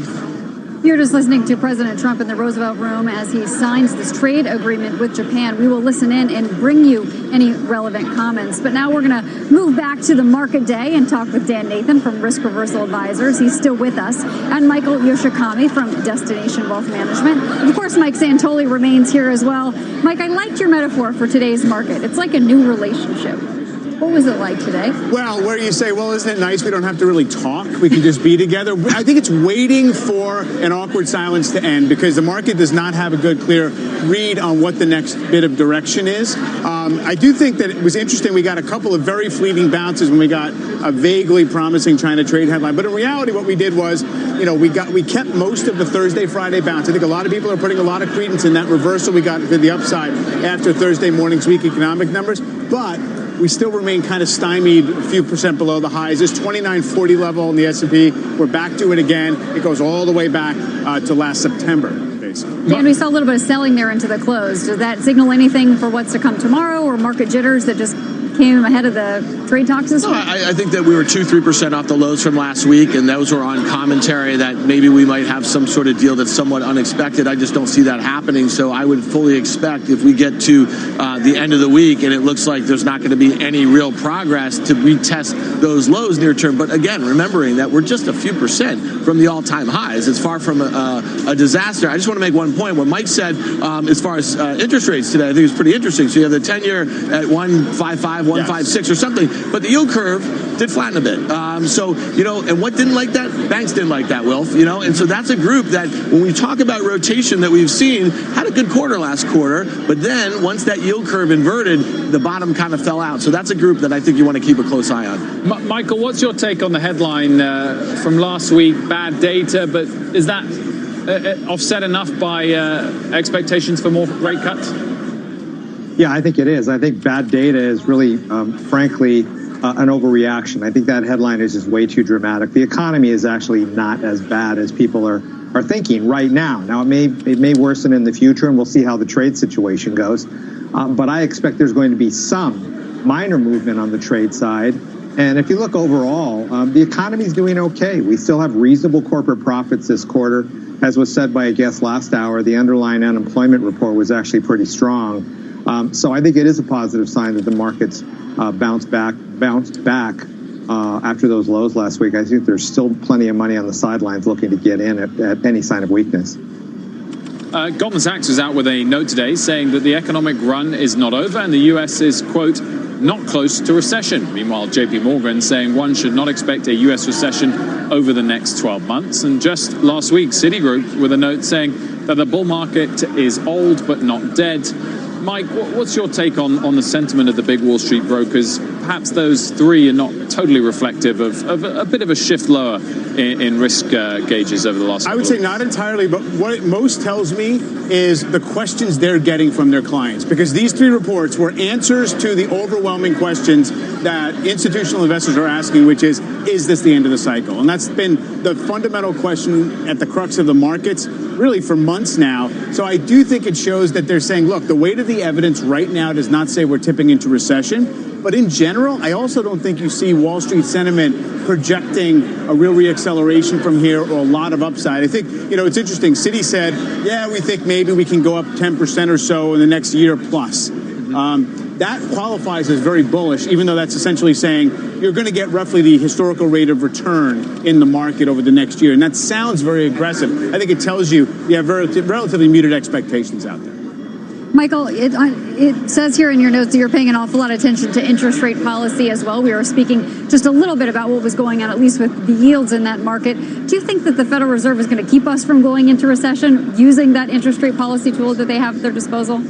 I think they're going to help, and I think they're going to cut another 0.25% this year and then kind of see what happens. But again, I think it really just comes down to what's happening in trade. If you have a freeze-up of infrastructure spending, CapEx spending, not only here in the United States, but around the world, and particularly in China, I think that's going to be more harm than perhaps the Federal Reserve starting to slow down their interest rate cuts. So I think the Fed can do what they can do. But in the end, if you have frozen trade policy, if you have a situation where CapEx is just not being expanded and companies are very slow to expand their services, I just really think you're going to have a real difficult time staying out of a downturn. Dan, quick final thoughts in terms of what you would be deploying cash into for the rest of this year. Which sector stands out for you? Treasuries. I mean, here's the thing. We're going to zero. It's just that simple. Jay Powell back in July said this was a mid-cycle adjustment with that first rate cut in 10 years. It's becoming a rate-cutting cycle here. So the longer this trade war goes, the worse the global economy does, and the Fed is going to have to do everything in their power to kind of stimulate demand. And so to me, I just think that, it hasn't been a great opportunity to buy the S&P 500 within a couple percent of its all-time highs over the last 21 months or so. So I wouldn't be doing it here right now, especially given all the uncertainty. Fair enough. Dan Nathan, Michael Yoshikami, thank you for joining us here today on The Closing Bell. Well, coming up next, our exclusive interview with the CEO of Campbell's Soup. He's going to join us live at Post 9 in his first interview since taking the helm of that company. Closing Bell is back in 90 seconds. Be honest, how much attention are you really paying to this advert? 25%? Maybe 30% if you're sitting in traffic and the kids have stopped arguing? What about 0%? Well, now's the time to give 0% attention. Because for a limited time only, the entire Mini range is available with 0% APR. All you need to decide is which Mini is perfect for you. Good to know we've now got 100% of your attention. Search 0% Mini to find out more. Who's in? Minimum 25% deposit on 24-month select agreements for new models ordered by 30th of September 2019 at participating retailers, subject to availability. UK residents aged 18+. Guarantees may be required. Mileage and other conditions apply if you return the vehicle. T's and C's apply. Mini UK, a trading name of BMW UK Limited, is a credit broker, not a lender. You're listening to TuneIn, where you can hear all the audio you love in one place. Live NFL games, the hottest music, breaking news, and podcasts. Push play and go about your day, only on TuneIn. TuneIn puts you on the sideline for the 2019 college football season free all year long. With college football on TuneIn, hear the home and away call for more than 140 schools live, regular season matchups and rivalry games, conference championships and bowl games, the college football playoff. Throw it. He's got it on stiff arm. End zone. Touchdown. You can listen to it all for free at home, on campus, or on the road. Hear the excitement and pageantry of college football all season long free on TuneIn.